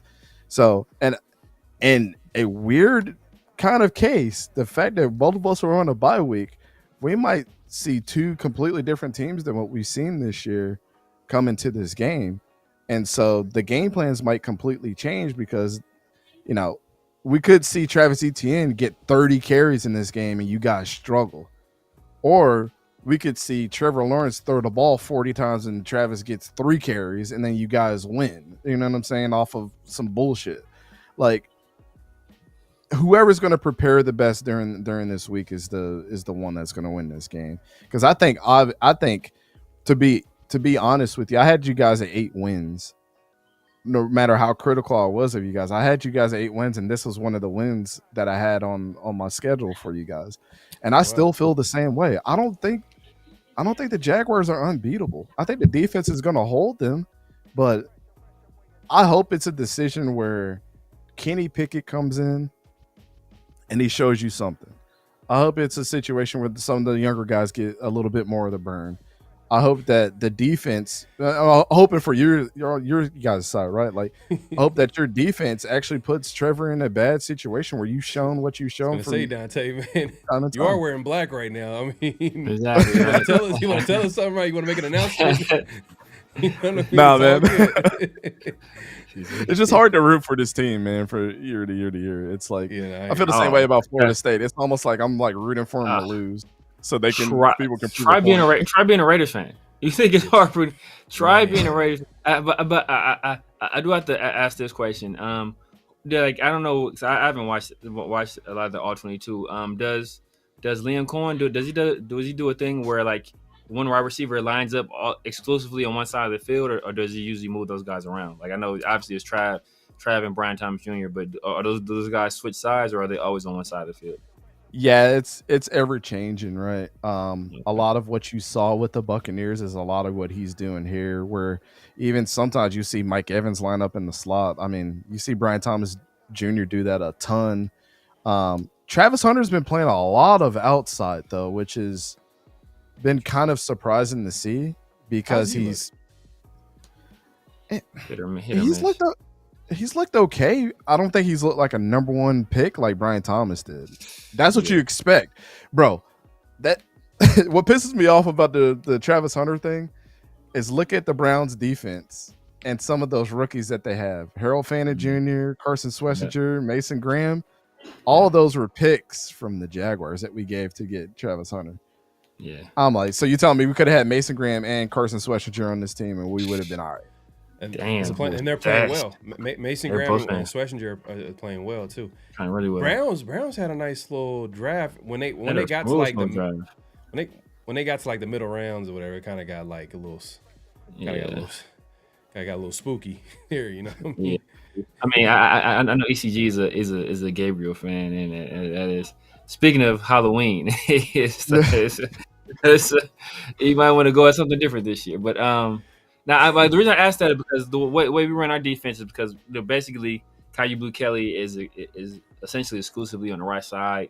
So if anybody is playing daily fantasy or streaming, whether it was Brian Thomas or it was Travis Hunter, you might want to invest heavily on one of those guys, whoever's going to be going against Caillou Blue Kelly, because that seems the guy. Caillou Blue Kelly and Devin White have been just the favorite targets of offensive coordinators across the league. Like, Eric Stokes probably has rarely gotten a pass thrown his direction, to be honest with you. The teams are just picking on those two guys. So I was going to say, you know what, whichever one of those guys is over there, that they're going to probably have a pretty big game. And maybe if this is a game that they want to build up some confidence in Trav, they let Trav go against Caillou Blue Kelly and cook him for 4 quarters. I honestly want to see Brenton Strange and Parker Washington get more involved in this offense, because I think like Parker Washington out of Penn. Yeah, it was Penn State, right? Yeah, bro. Like they stuck him on special teams. He's been really, really good on special teams. Like, if I had to give you guys an X factor to stop us, stop him first, because he always puts us in good field position, like every single time. Like, where I think, and you guys know I don't D-ride for my team like that, but if I had to kind of give like a golden star for somebody's Parker Washington, man, he's been sensational at special teams. Shutting down our special teams has got to be important for you guys. And I think in all regards, your special teams on the other, like your offensive special teams has been really, really good. So I want to see how your defensive special teams unit does against ours. And I think that's going to be an X factor. But Brenton Strange, I wasn't very high on him as a tight end coming out of Penn State, and he's been pretty good too. Like, reliable hands. I thought when Evan Ingram left, I was like, oh, we're fucked. Because Evan Ingram was good when he was here. When he's healthy. When he's healthy.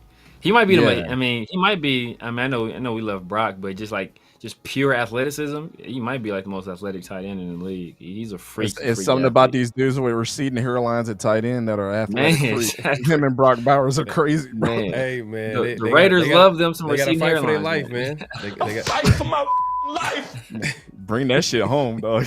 It's okay. Hey, LS, when you got the joint on top of your head looking like a basketball court, it's over, bro. Nah, thanks. LS said, try being a Raider fan and a Florida State fan. Aren't you? You're a Florida State fan and a Jaguar fan. So I'm a diehard Florida State fan. Try being a UCLA fan and a Raiders fan. At least Florida State has legacy. You guys got Jimbo Fisher and Bobby Bowden, rather. Like, bring Jimbo back, please. Bring him back.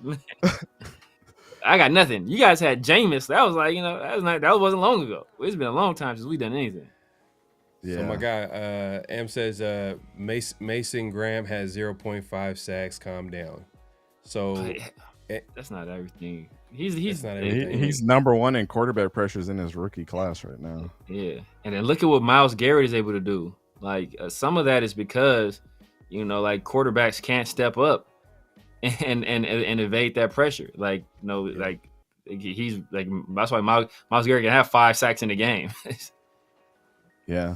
And Mason had a really big game last game on film to allow, Miles to get up. And Miles always talks about Mason too being such a beast. Yeah, Graham is absolutely destroying people, bro. Facts. Yeah. So Dante, man, give us it sounds like you're gonna pick the Raiders. Give us a score prediction. I think this is going to be a low-scoring affair, to be completely honest with you. I see you guys winning this 17-13. I think it's going to be a couple field goals in this game. But I don't see us I don't see either one of these offenses putting up a ton of touchdowns in this game. I think it's just going to be defense heavy. I'd be surprised if we score a point in the first quarter against each other. It's crazy because now, like, we're gonna do me and Severe are gonna do NFL picks later, and I was gonna this is gonna be like my first week picking the opposing team because the Raiders kind of like they're at that point where, like, you can't really trust them. But now you're the way you're talking about the Jaguars, I'm like, this might have to be my upset. Yeah, man. Yeah, Pharaoh. Awful bye week. Those Jaguars, man. You can't trust the Jag. I don't like cats. I'm not a cat person. You can't trust them Jags, brother. Man, you cannot trust them Jags. That's funny. Yeah, so both of us having a bye week makes things complicated too, because the game plans are going to be so different now. I think. Yeah. Trevor Lawrence too, bro. Come on, Pharaoh. Trevor Lawrence. Ass. Yeah, he's sunshine from Remember the Titans, if anything. That's funny. Y'all ain't ever catching Mint. At this point, bro. At this point, I ain't even trying to catch Mint. No, at this point, Mint is the Chiefs in the AFC West. I ain't even trying to catch him. I'm fighting for second place. Hey, LS, so Jacoby about to get that 1,300 yards, like you guaranteed? just let me know. Give me an update. Where's he at with his yards? Nah, but so you said low scoring game. What's the score? He said 17-13. 17-13. Okay, there you have it, man. Hey, shout out to Dante. Appreciate you coming through, man. Great show, great conversation. Definitely check out Dante on East Coast Gridiron on YouTube, all over social media, eastcoastgridiron.net as well. Check him out there as well. Go.eastcoastgridiron.net is the website. Yep. There you go. Yeah, actually, let the people know where they can find you, what to look forward to. Yeah, man. ECG_FB on all social medias. Go.eastcoastgridiron.net is the website. And yeah, if you have trouble finding that, just type East Coast Gridiron on Google. It'll bring up all our stuff. SEO certified, baby. There you go, man. He says, Pharaoh, please don't bet on us. I want to enjoy my Sunday. Come on, Hank. I'm just trying to. And he's the one that's giving me a little bit more confidence. I'm like, all right, well, if he views the Jaguars that bad, like where he feels like they can lose, because I know you're paying attention to everything that's going around the league, including the Raiders. So, and you're looking at the Jaguars as a team where they can lose like easily against the Raiders. It's crazy. Yeah. I think that this is either going to propel our season forward or it's going to make us go behind. I think it's one of those games. Like, and even if we struggle against you guys, this is no slight to you guys. I mean, you guys understand the season that you guys are having, but with all the talent that's on our team, if we struggle against you guys in a low-scoring affair, I'm really going to be like, it's over, man. Shoot. The Titans might win this shit now over us. Like, you know what I'm saying? I might go into both Titans games this year and be like, yeah, they're about to beat our ass. That's hilarious. Wow.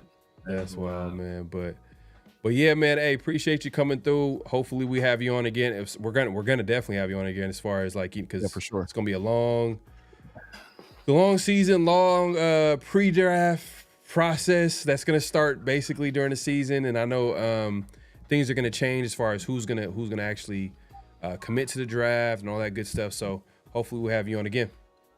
Yeah, for sure, man. Appreciate you guys having me, man. Everybody have a good rest of your night. All right, man. You too, brother. You too. That's it. All right. Man, appreciate my guy. Let me get Severe in here real quick. Yeah, I'm black, but I ain't that black. That's hilarious. Hey, look, hey, if Trev Trevor and Liam Cohen getting along, man. Look, Geno Smith and Pete Carroll, they have a fabulous relationship. if they were willing to, if they're willing to make look, we will take him off your hands, and we're willing to part with our coach's his black stepson, Geno Smith. If you guys want to make that trade, Jaguars, call us up. Call us up. Man, let us know, man. Let us know. But I mean, damn, he's really it's a few times he's really low on Trevor Lawrence, man. You think? Yeah. Trevor ain't been great, man. He hasn't been great. But no, he hasn't been great, but I will. Yeah, I don't know. I will reserve my prediction for.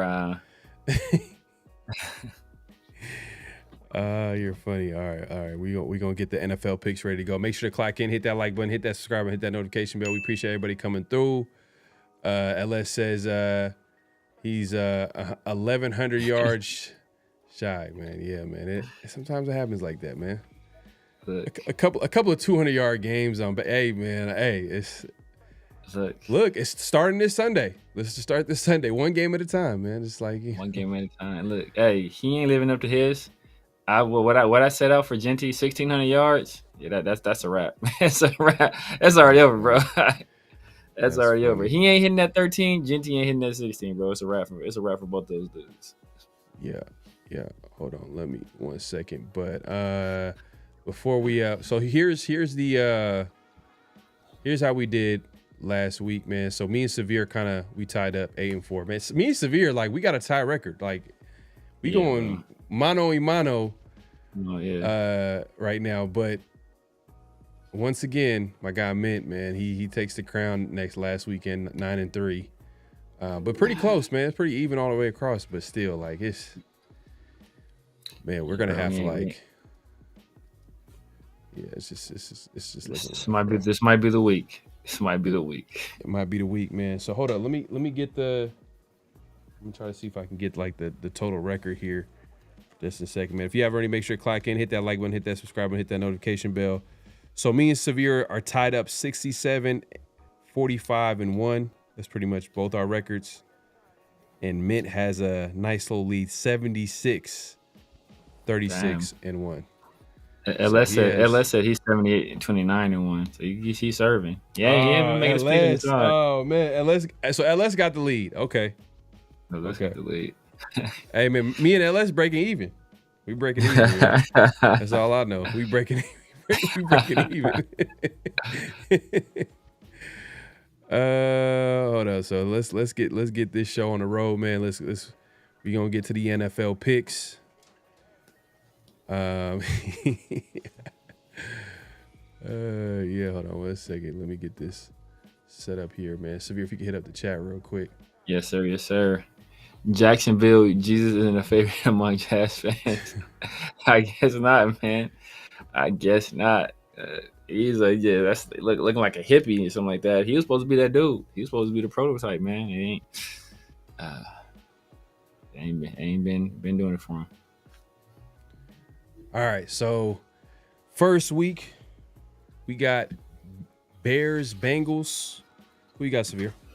Or first game, I should say, not first week.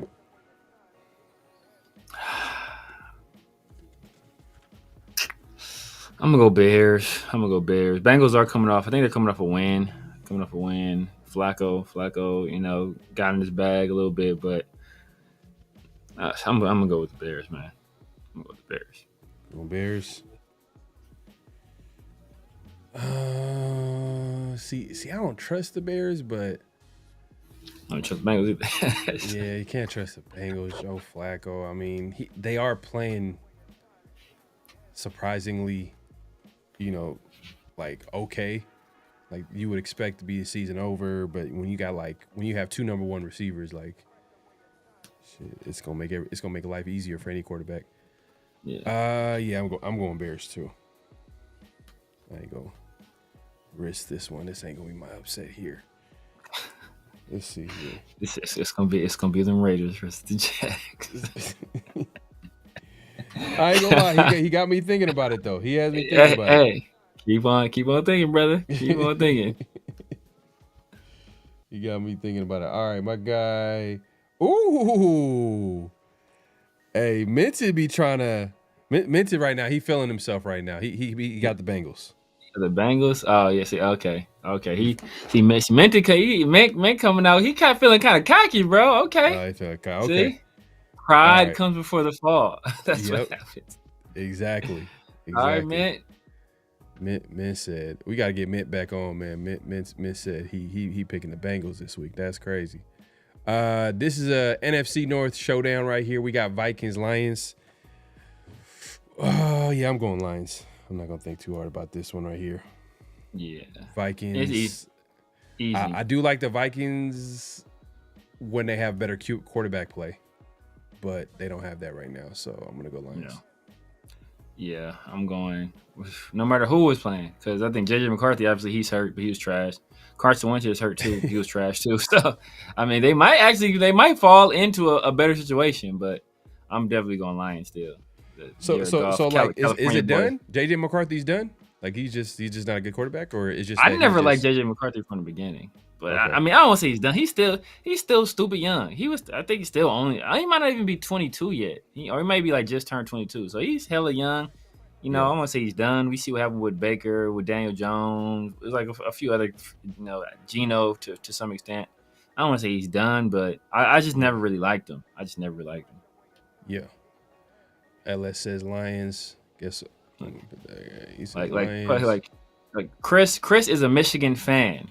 He was a starting quarterback for a team that gave Michigan a national championship, and Chris was like, "Yeah, he's trash." So I mean, like that should tell you a lot right there. Yeah. So he got Lions, and so does Mint too as well. He got the Lions as well too. So Lions all across the board. So this was an easy one. This is an easy one. Panthers, Packers. Who you got, Sabir? I'm going Packers. Jordan Love's playing some of the best football at the quarterback position in the league. He's probably like top 5, top 6 quarterback right now, in terms of like what he's doing on the field. The Packers got all kind of weapons, that they really haven't even tapped into. Like they didn't tap. Matthew Golden hasn't really even stepped up yet. Josh Jacobs is having kind of a down year, so I think if they can get going, I think they can have a big game. Yes, it's a question mark if Bryce is going to play this week. It sounds like he might play, but even if he did, it still would kind of be a tough game just because it's on the road against Green Bay. So I'm going Packers as well. Mint is also going Packers. So, hey man, we're not playing around with these picks. Exactly, man. He ain't feeling the Panthers, man. Federal McMillan, man, is they really get? Come on now. That's what you trying to do, man. LS got packed. All right, LS. All right, come on, LS. LS got. He's leading the way, man. He got 78. He got 78, man. That's crazy. Yeah, man. It's always that first week. I'm telling you, last year it was that first week, and I had to recover. Now I made it interesting at the end, but it was tough to recover from that. The same thing for this year. Like Mint right now, he got that first week. Got that comfortable lead, man, but it's still a long season. Still got some time left. We got Broncos, Texans. This one right here. Texans was my upset pick last week against the 49ers. They came through for me. They came through for you. In a big way, too. Yeah, and they're back at home. But the Broncos, I'm not going to lie, they're playing good football. And my hatred of them had me picking the Cowboys, against them last week, and I ended up losing that. Obviously, Broncos blew them out. I'm gonna take the Broncos here. Take Broncos.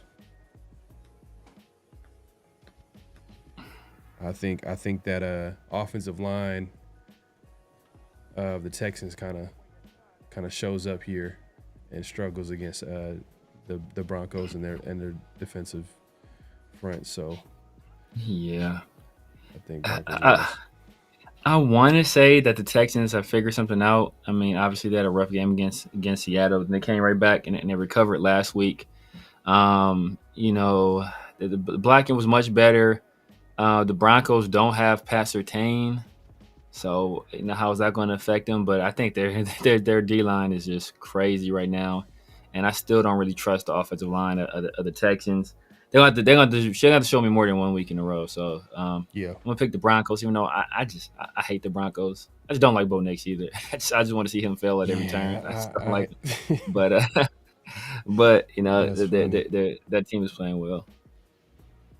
And I hate Sean Payton too. He's just I hate Sean Payton. I hate the Broncos. They're getting to that point where, because I grew up hating the quarterbacks, but not even the quarterbacks. I hated the coaches.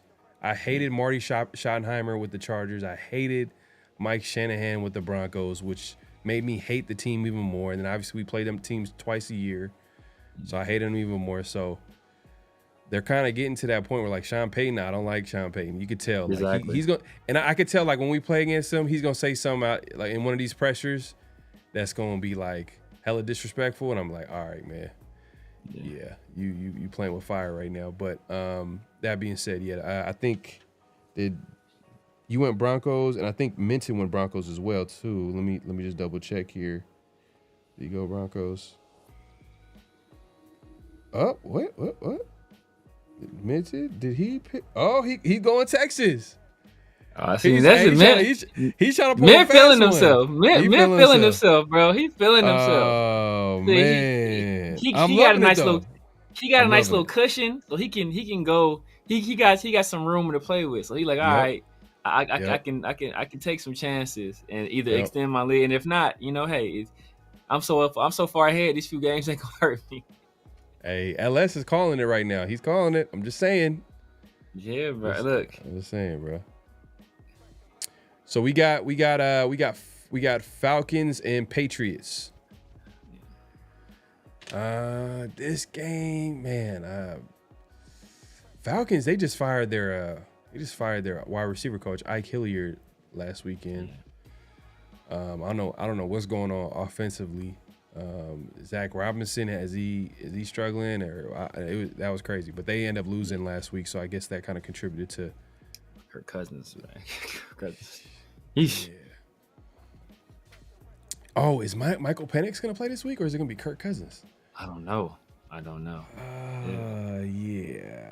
Oh, man. This is in Foxborough. Ooh, this one, it just depends on who's playing. I want to go Patriots, but then I also like Michael Penix is playing from what I hear. he's trying to. You see that, bro? So you can't joke like this now. Like, you start now everything you say is gonna be a question mark. It's gonna come with a question mark now. I don't know who's playing, to be real with you. Yeah, because I feel like Patriots are gonna lose one of these games, but they're playing good football. So yeah, I'm gonna go Patriots.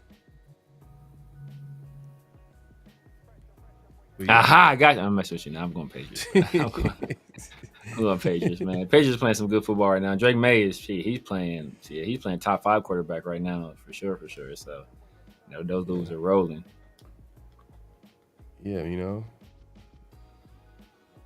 And Trey he kind of turned up last week. I think those guys. I think he's starting to wake up. He's starting to. Somebody pointed this out too. So I was like, but why hasn't Travion Henderson been playing? And they was like, remember, Mike Vrabel is a guy that had Derrick Henry sitting on the bench to play Deion Lewis. So it's like, he's like, like, it is what it is. We're rookie running backs with him for some reason.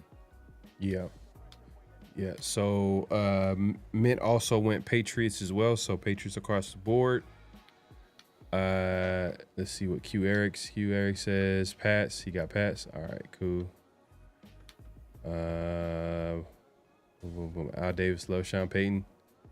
He did. Yeah, he was almost our coach. He spurned until Jerry he Jones until once he didn't accept that deal, then it's like, all right, he probably said F you then. Yeah, Jerry Jones stepped in. So I think he was an OC for Jerry Jones at the time. Or OC with the Cowboys. Thank you. Oh man, I made the right decision. Didn't want to do that. Didn't want to do that right there. Booty isn't playing like his name. He is not. He is not. But they still need a receiver though. I'll tell you that. They need to get like a. They might grab one this draft. I mean, the way it's looking, like the way this wide receiver draft is kind of shaking up to be, but we'll see. All right, so we got 49ers, Giants. Who you got, Severe? 49ers. I mean, it's Cam Scatterbull. He's kind of the locomotive. One of the locomotives for that Giants team. He's obviously hurt. I think he just had ankle surgery. I do like Tyrone Tracy, but what Cam Scatterbull brought, not even just in terms of play, but just his energy, it was infectious. It kind of got everybody going on the field. Him and Jackson Dart kind of playing off each other. That dynamic is now gone. So I think the Giants come back down to earth, and that begins the downfall of Brian Daboll. You about to future Raiders offensive coordinator. Man, I hope, man, because I like Daboll as an offensive coordinator though. Offensive coordinator, yeah, I'm going 49ers too. Going 49ers, man. I meant going with the Giants. Even though they got like 100 people on the injury report, you know what I mean. But yeah, I'm going for 49ers. I'm not gonna overthink it. Let's see what Minted got. Oh, Mint went with the Giants. He went with the Giants. No, I'm just playing. I'm about to say you lying, bro. You lying. You gotta be lying in that one. Yeah, Les went with the Giants. This gonna be. He went 14-1. This is gonna be the one for LS. He might get every other one right. This is gonna be his one. The only thing is that the biggest part of the energy boost that you're talking about, that the player that they get from some of these young guys, the biggest is coming from Jackson Dart, and he's still in there. Yeah, he's the biggest one. But Cam though, bro, Cam is just the way he plays, man. As physical as he is, he runs tough. I think that's infectious, man. But I like Tyrone Tracy though. Tyrone Tracy was my guy, in the draft 2 years ago, so converted wide receiver, turned into a running back. Can catch the ball, obviously, play running back, so still a weapon. Ooh, this right here, Colts Steelers in Pittsburgh. One, it's an interesting one. Colts playing like the best team in football right now, as far as like how hot they are, and literally they've literally. I feel like, have they even had a close game this year? Like I think every game is kind of they won handily. Like it feels like. I mean, maybe their only loss was a close game. It might be loss was a close game. And they shouldn't have lost that one. That was Adonai Mitchell. That's Adonai Mitchell. Yeah. So, but then like Steelers is kind of one of those teams where I'm like, they could be a wild card team as far as like playing, any given Sunday. I mean, they're not that bad where that you can't, you don't want to pick them, but at the same time, like they still got Aaron Rodgers and. Oh, that'd be a disgusting game, Coach. It'd be not disgusting just because of the game itself, but because it'd be a high scoring. But it's just those two teams in the Super Bowl would be disgusting. The NFL would be like, what the hell are we doing here? Yeah, I'm gonna go Steelers. Fuck it.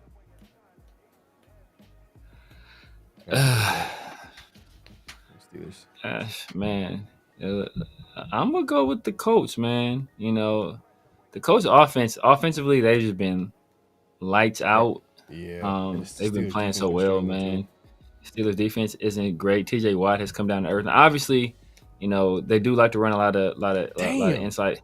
They do like to run a lot of inside zone, and Cam Hayward is still in the middle of that defense, so it is gonna be tough. But they just made some trades too, so they got some new guys coming over.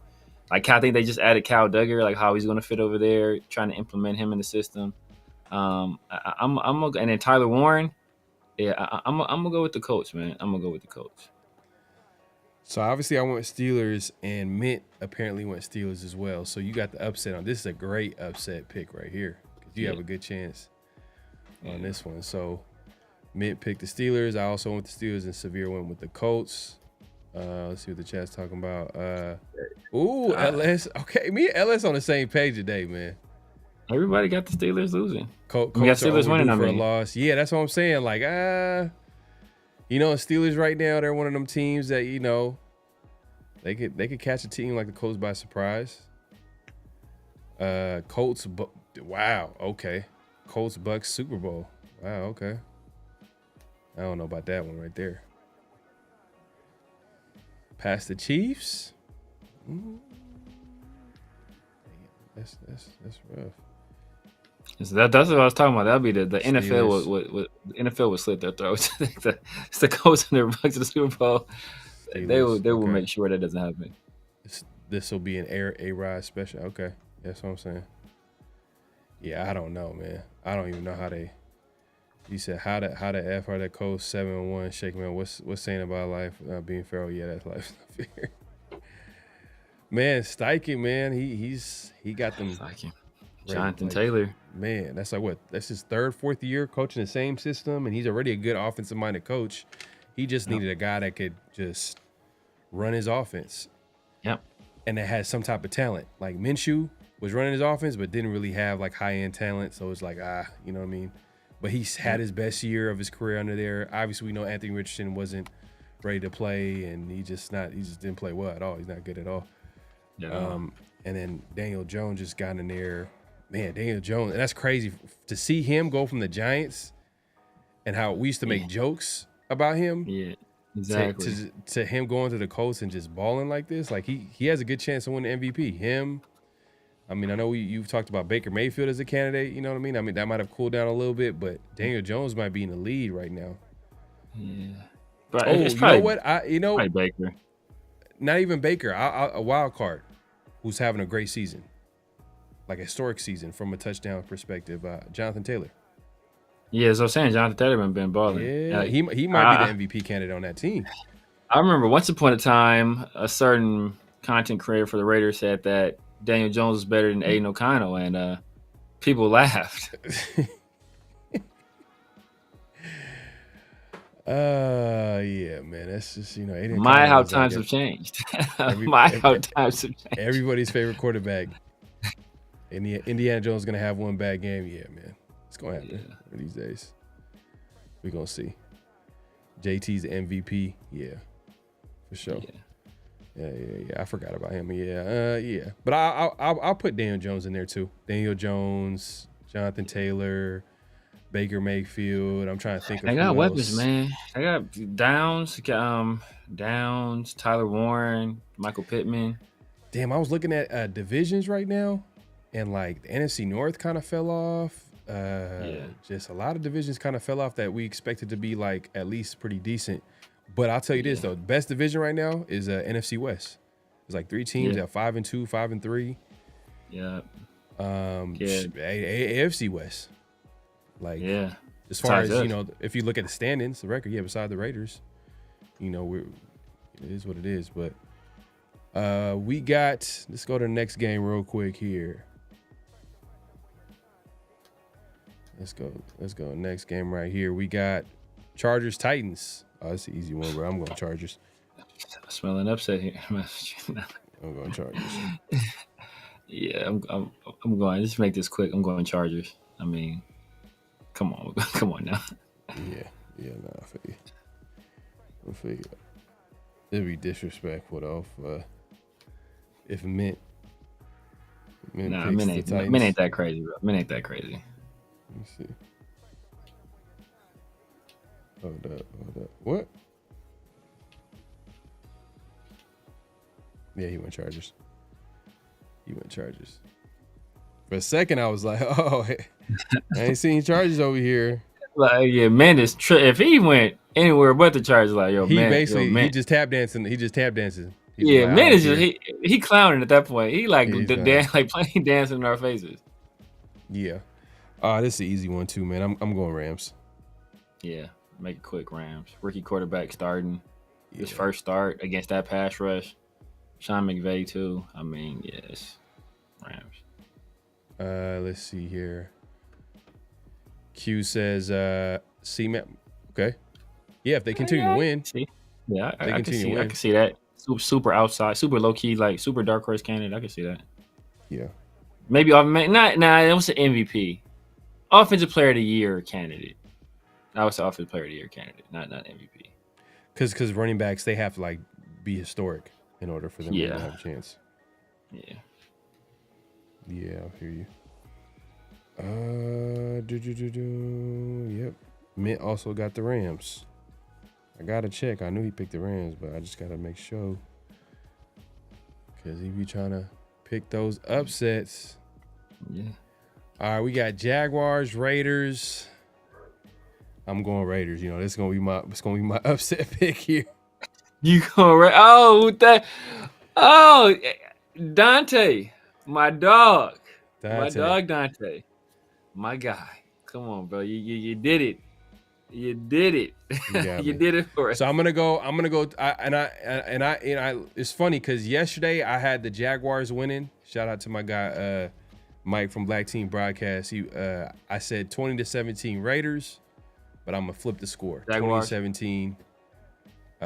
Or I said 20-17 Jaguars yesterday. I'm gonna switch it. I'm gonna say 20-17 Raiders. So that's the score. What you got, Severe? Yeah, man. I thought about picking the Raiders. I was like, you know what? They got essentially 2 weeks. You know, they got their entire game plan from the Chiefs because they didn't do shit in that game. They got their entire game plan from that game. They didn't show any of it. So I was like, man, they got 2 weeks essentially 2 weeks to prepare for an opponent like that. But it's Pete Carroll, man. Pete Carroll ain't about to make no adjustments, man. Pete Carroll's about to do what Pete Carroll does. And I think that Trevor Lawrence, we saw what a guy like Marcus Mariota was able to do with us. Not just with his arm, but with his legs. And we had absolutely no answer for it. And Trevor Lawrence is every bit as athletic as Marcus Mariota. I actually think they have a better run game. You know, with Etienne, obviously with Tootin, with LaQuint Allen, I think they could do a little bit more on the ground. They could be a little bit more creative, and they're more dynamic at wide receiver with Trav and with Brian Thomas Jr. We got Caillou Bukele out there. Eric Stokes really ain't been tested. And then he talked about Strange, and our linebackers have been trash in pass coverage. I think Trevor Lawrence has a big game. And I think we lose. I'm going to say 27. I'm going to go 27-17 Jaguars. Jaguars. Let me see if this is an actual upset pick here. See what my guy Minted says. Oh man, Jaguars. He picked the same score, 27-17. Jaguars. Okay. Look, man, the Raiders are gonna try to win, bro. As long as Pete Carroll's the head coach, he's gonna try to win. Yeah. Why do you think I'm looking at all these quarterbacks at the back end of the first round and like guys that they can get in the second, third? Because I know they about to mess it up. They about to mess it up, bro. They're not gonna try to. They're not gonna finish. Or at least they're not going to try to finish 3-13, 3-14, or 4-13. They're gonna actually try to win games, and if that's the case, then that means they're gonna win games where you're in the long run it's gonna hurt them. And this is a game. Hey, look, shout out to my guy, Dante. The fact that he's saying that the Jaguars are gonna lose the game. The last time someone came in on this show and said something like that was the Titans. Yeah. The Titans guy came in here. He was like, "Oh yeah, I'm not picking." He's like, this is where we're like, "Hey, we don't know what to expect from this Raider team." He was like, "Oh, Titans are not going to win this game. They're going to lose. They're just not that good." Yeah. And Dante did this. He's doing the same thing. So, but I'm just gonna have to go with the Raiders, man. It is what it is, man. This is a strategic pick right here. It's a risky pick. I got to be aggressive, but it is what it is. The Titans is different than the Jaguars. The Titans is totally different. And look, as even though that score didn't say it, that was a much closer game than what the scoreboard said. Outside of turnovers, and the Jags are one of the best teams in the league at forcing turnovers. We're one of the worst team in the league at generating our own turnovers and turning over the ball ourselves. It could get worse. I mean, it's the 35. It could get bad, man. Like the 17 was like we score a late touchdown type situation, garbage time. They haven't been a good team. They haven't been a good team last. Yeah, Dante is down on the Jags all the time.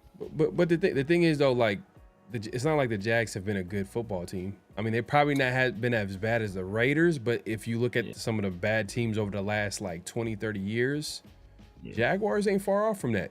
You know what I mean? Lions, until recent history, Lions were in there with the Raiders. Jags is also in there. You know what I mean? Like if you look at a 20-year, 30-year stretch of teams just being consistently bad, like Jaguars is up there. Yeah. But, you know, it is what it is. Both those teams have playoff wins in the last 3 years. Hey, Dan, you see, hey, look. My guy Dan in the building, man. I'm going 23-17. Hey, look, guess who picked the Raiders? See, I have blind faith. You know, I got blind faith. Yeah, it's like, you know, man, the other day you were like, hey man, you guys need to have blind faith. Oh yeah, that is Dan. Oh, Dan the faith man. This Ned Flanders. The Ned Flanders. He's all about, he's a true believer. Hey, shout out to my guy Dan, man. Appreciate you coming through. He said he got the Raiders 23-17. I got him 2017. You know, it is it's my upset pick, so I'm gonna go with him. Yes, the Raiders. Yeah, I see you, Dan. Hey, man. Hey, all that matters, man. Just win, baby. Man. Hey, no, and it could. No, I hope it goes well for you guys. I sincerely do. I wish you guys the best. Right. So this actually might be the game of the week, man. Chiefs Bills. You know, it's up there. You know, game of the week. Chiefs Bills, road game for the Bills, or no, it's a home game. Home game for the Bills. You know what? I'm going with the Bills on this one. I feel like Chiefs are also playing good football right now. They're kind of like getting the swing of things, especially because they got, you know, some of their pieces back. The main piece on offense with Rashee Rice. So it could easily go either way, but I'm gonna go Bills. Ooh, this is a tough one. It's a tough one because I want to go Bills. They're at home. Usually these regular season games against the Chiefs, it's almost like their Super Bowl because they know they can't beat them in the playoffs, so they like have to beat them in the regular season. If the Chiefs hadn't kind of gotten off to a bumpy, rocky start and kind of struggled and sputtered out the gates a little bit, I would pick the Bills. But the fact that the Chiefs had those early season struggles, I think they kind of want to make a statement against what's kind of considered a rival. And Patrick Mahomes has been playing lights out recently.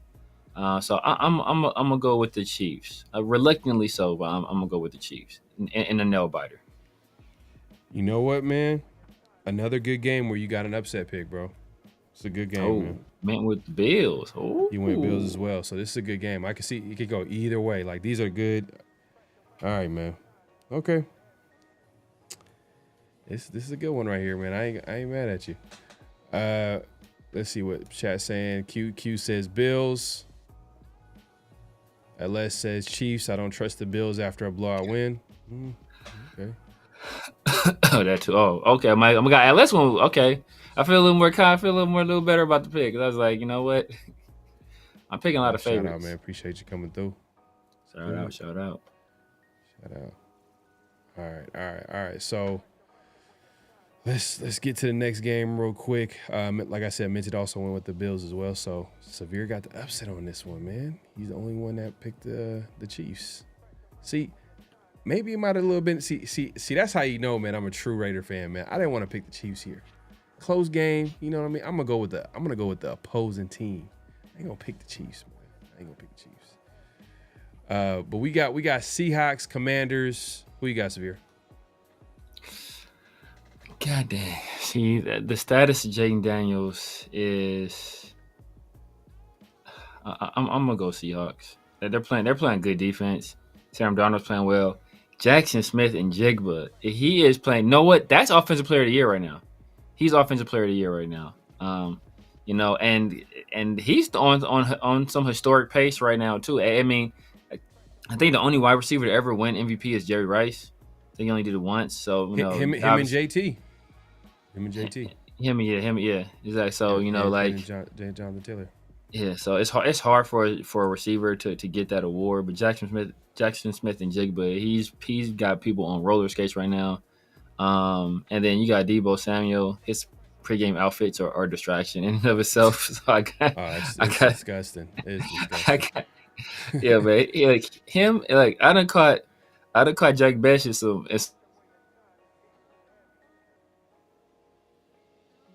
Did we lose you? Still there? I think we might have lost Severe. But yeah, Deebo Samuels is up there, one of the worst pre-game. I don't know, whatever you want to call it. It's pretty disgusting. I was gonna say Genty, man. Genty is kind of questionable too. You know what I mean? For the Raider fans that's paying attention, man, it's pretty questionable too. But you know, we'll save that for another day. Let's see. Wait till.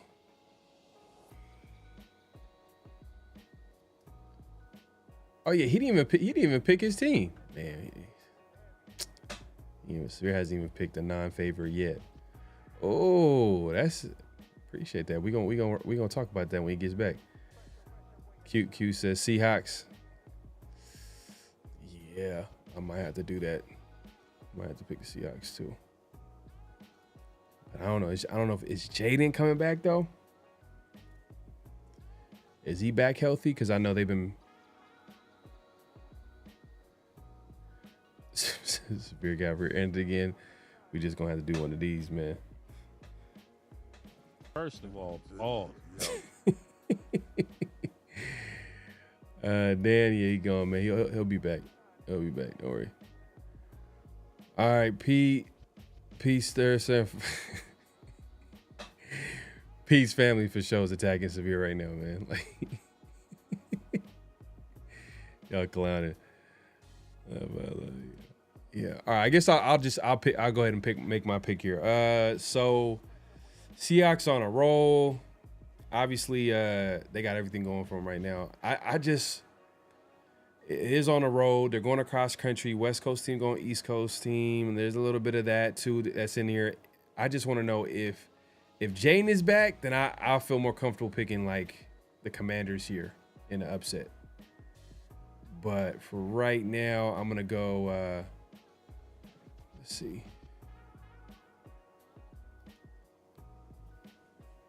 I don't know what they happened.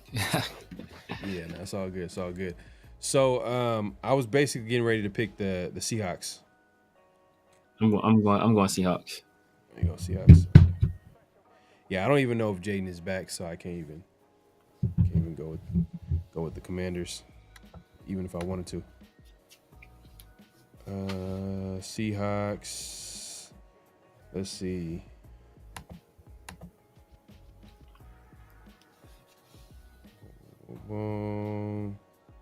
And yeah, my guy Mint also got the Seahawks. Yeah, the Seahawks. Okay. You got Seahawks. Everybody in the chat got Seahawks. Yep, he back then. He back. All right. So we got. That was a Sunday night game. Monday Night Football. We got Cardinals, Cowboys. Ooh, man. Cardinals. They kind of been a disappointment. Is Kyle Murray? Is he a bust? Is Kyle Murray a bust, bro? He was number 1 overall pick, so kinda. I mean, kinda. Like, what's going on? Like, they're not winning games with him. Yeah. He's just not a factor. Like, he's just not that. And I understand, at the end of the day, like, we all know the quarterback position is very important, but it is only one player. Like, football, one of the biggest reasons why I love football is because it's an ultimate team sport. Like, you got to have, whether you like it or not, all the great teams, all the good teams that are contending for a playoff spot or actually trying to win a Super Bowl, they all have, like, a good team. So there's that part of it, too. But then, like, man, like, I don't know, man. Cardinals just can't figure it out. But, I'm a Raider fan, so I shouldn't even be talking here. I got the Cowboys. I'm taking Cowboys. Yeah, I'm taking Cowboys too, man. They just got embarrassed by the Broncos. I think it's divisional game. Them and the Cardinals, they like, I don't want to say it's a rivalry, but they don't like each other. So I'm gonna go with the Cowboys as well. I mean, I think they're due for a bounce back performance. Dak Prescott, he's quietly been one of the better quarterbacks in the league too. I think if the Cowboys had a winning record, he'd be squarely in the MVP race too. But obviously they don't, so he's not. I'm gonna go with the Cowboys, my most hated team in the league. So Minted has he put a stamp on him feeling himself today, bro. He picking the Cardinals. He picked the bro. Mint is he's basically saying no matter what happens, I'm still gonna be. That's what he's saying. That's what he's saying. Mint he doing the Adonai Mitchell right now. He is literally like he dancing funny. before he get to the end zone. He's like, that's funny. Hank said, not gonna lie. Yeah, I mean the A's. Didn't the A's draft him? Yep. He would have been a better baseball player. Probably, he's good. He's damn good. He was a damn good baseball player too. Yeah. Oh yeah, I remember that too. That was a that was like the beginning of me figuring out like, damn, Josh McDaniels, man. Like he had all those losses where the Raiders were up like at least by 17 points and they ended up losing the game. That was that first year, I think, in 2022. Yeah. Came back. Oh man, 20-0 actually. 20-0 that game. Yeah, I remember that a key play in that game was where it was a 2-point conversion, and he just kept running around. Kyler Murray scrambled all over the place, bro. Bro, he kept running around like in circles, bro, and he scored. I was like, man, that's like, come on, bro, because he's not doing that to any other team. He's not doing that to any other team. He's not doing that shit. That's when I stopped believing in Derek Carr. I already had questions about Derek Carr. That's when I was like, yeah, this guy, he's kind of a fraud. Yeah. Dan says we play them boys in 3 weeks, so I'd rather have to play them coming off a win than blow us out coming off a loss. Don't you have faith, Dan? Yeah, Don't you have faith we can win either way, Come on, Dan? Win either way, Dan. Dan, you're supposed to have faith, man. Nah, either way, I just feel like it's a terrible matchup for the Raiders. For the Raiders defense. Terrible. It's terrible. Even though their defense ain't nothing to write at home about, but it's just the way Dak is playing this year. He's playing great football. George Pickens, Lamb, they're both going to eat. Their tight end is going to ball out. You know what I mean? It's just a bad matchup. Yeah. He says yes, but ain't no room for no ands or ifs or buts when it comes to faith, Dan. You just got to. Severe has officially picked every favorite. Pretty sure that's only happened once in the last 2 seasons, man. Look, hey, man, and let's come with the straight facts, man. He's coming with the straight facts. I don't expect to win every one of these games. I just need to win more than Pharaoh and LS. I mean, and Mint. That's all. I don't need to get all of them. I just need to get more than them. That is funny. That's funny. But yeah, man, we appreciate everybody coming through. It's been a great show. Make sure to clock in. We're going live on both our channels, so definitely clock in. It's your first time joining us. Definitely subscribe to both channels as well as clock in. And what that means, so it means subscribe, hit that like button, hit that notification bell, all that good stuff. Yeah, man, we'll see what happens. I mean, like for me, I guess, this is going to be the first game back from the bye week. My whole outlook on the season is pretty much just to sum it up. Like, I just want to see players get better. Who's going to stay here for the long run? I want to see some of these young players play. I want to see certain players get better. Even some of these guys on a 1-year deal, which one of these guys are going to get an extension or stay a little bit, like get a 2-year deal, 3-year deal, whatever the case may be? Because the way I'm looking at it, I think this is a rebuild without them even saying it. Not that certain teams come out and say it, but obviously we all know what happened during the offseason. They try to make it seem like this team was going to win 10 games. I ain't going to say no names. It rhymes with compete. But it is what it is. I just want to see the team get better. But as far as wins, it doesn't really matter to me because I'm looking at it from a long-term perspective, and hopefully the Raiders can, to be honest with you, hopefully get a top 10 pick so we can get a quarterback. Finally, once and for all, let's go ahead and get a quarterback. So we'll see. But I did pick them to win this weekend. Shout out to my guy Dante, East Coast Gridiron. He kind of like he started the thought in my head. I'm like, all right, I wasn't gonna pick him, but you know what? I'm gonna go ahead and do it, man. It was one of my upsets, man. So shout out to him for him coming through and chopping it up and let us know what's going on with the Jaguars. We'll be back here next week, 50-50 show. Obviously, next Thursday, Around the Shield, we'll have guests and all that good stuff. But, Severe, if you want to let the people know what they can find you, what to look forward to, all that good stuff. Yes, sir, man. I want to say, look, hey, that's not a bad upset pick. We've won we've won 2 games this year. But our only win this year against a good opponent was a game that featured a mostly healthy Brock Bowers. I think this is going to be the healthiest we've seen in terms of Brock Bowers in a very long time. So if we were going to win a week, this might be it. This might be it. So we shall see. But you guys know what it is, man. The Severe Raider here on YouTube, Snapchat, TikTok, X, IG, Kick, Twitch, True Social, all everywhere. The Severe Raider. Holla at your boy, man. Holla at your boy. Pharaoh already let y'all know, man. The 50-50 show and Around the Shield Tuesdays and Thursdays. Make sure y'all tap in. Make sure y'all follow Around the Shield on all social medias as well. Some of the best Raiders content you guys are gonna get out there. Clips of the show. Good conversation, some funny memes, all that good stuff. And then Sunday and Wednesdays, I'm in the Raider War Room with my guys, Chris from Protect the Shield and 805 Raider. We finally figured out the film thing, man. They were shutting down our stream, but I think we figured it out this last week. And they didn't demonetize me either, so it's interesting. So we'll see what happens. We'll see what happens. Just see what you can do. Find out what you can do, man, and see what happens. But Tyler Lockett breakout game. Said Tyler Lockett breakout game. Oh man, now you trolling. Now you trolling, man. I'm gonna laugh at Tyler Lockett. Yeah. And you know what's funny, Hank? You know what's funny, Hank? Someone they really trying to compare Josh McDaniels to Pete, but everybody's kind of they're in a moment sometimes when because Josh McDaniels, that was a whole, like, everybody was just disgusted, like it was just mayhem every game, like fans was looking for they were looking for Mark Davis and screaming. No, but look, we're not at that point, bro. We're not at that point. But look, no, it's different. It's different because know what the difference is? Josh McDaniels started out way better than Pete.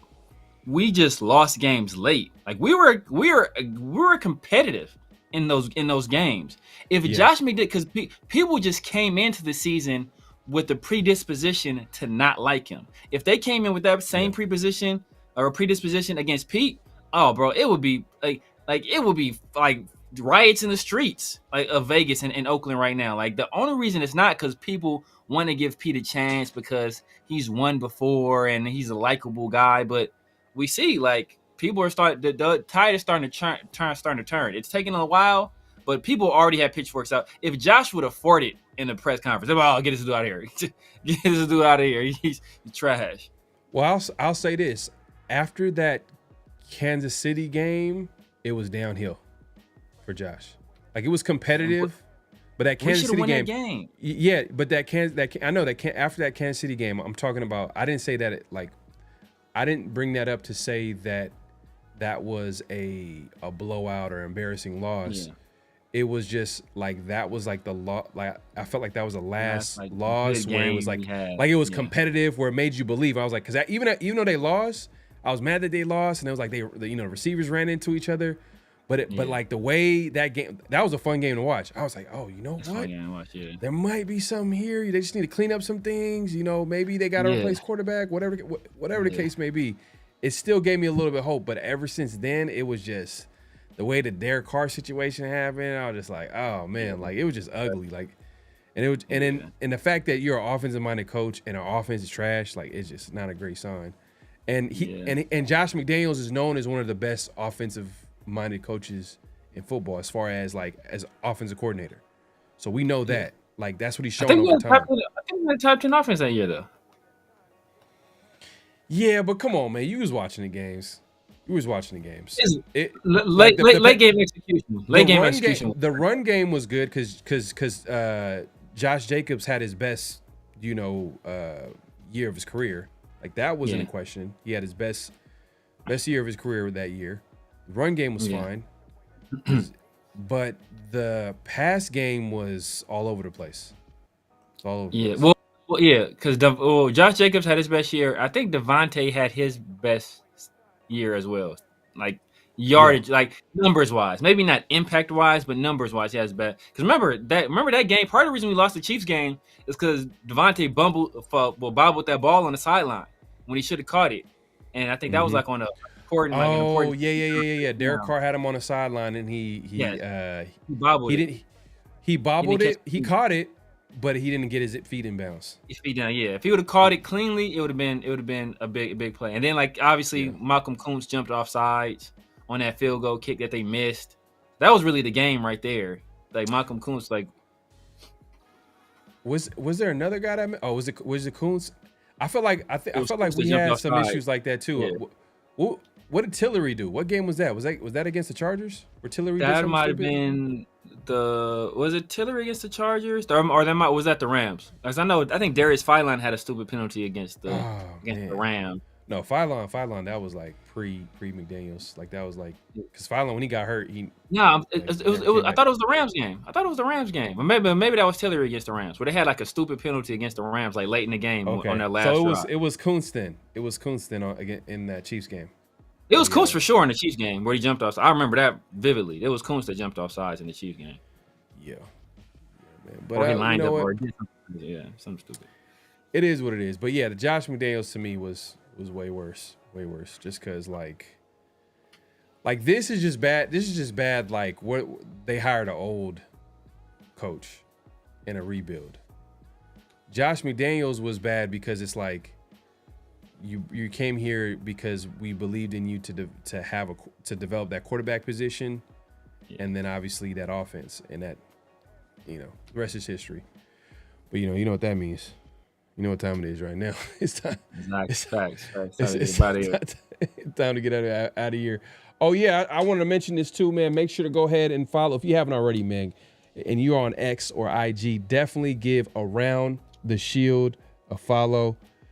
Yeah, man, I'm trying to grow that platform where you get latest Raider news, rumors, all that good stuff, memes, podcast clips, anything Raider related, we got it. Definitely give us a follow on X, Around the Shield, as well as on IG and X, man. So definitely do that. And then, obviously, if you haven't subscribed, man, definitely subscribe to the channel. Any last thoughts before we head out here, Severe? Every day, Pete Carroll gets one day older, man. Just want y'all to think about that. Every day, he gets one day older. Oh, man, on that note, man, we up out of here, man. Just win, baby. Hello? You play to win the game. You don't play to just play it.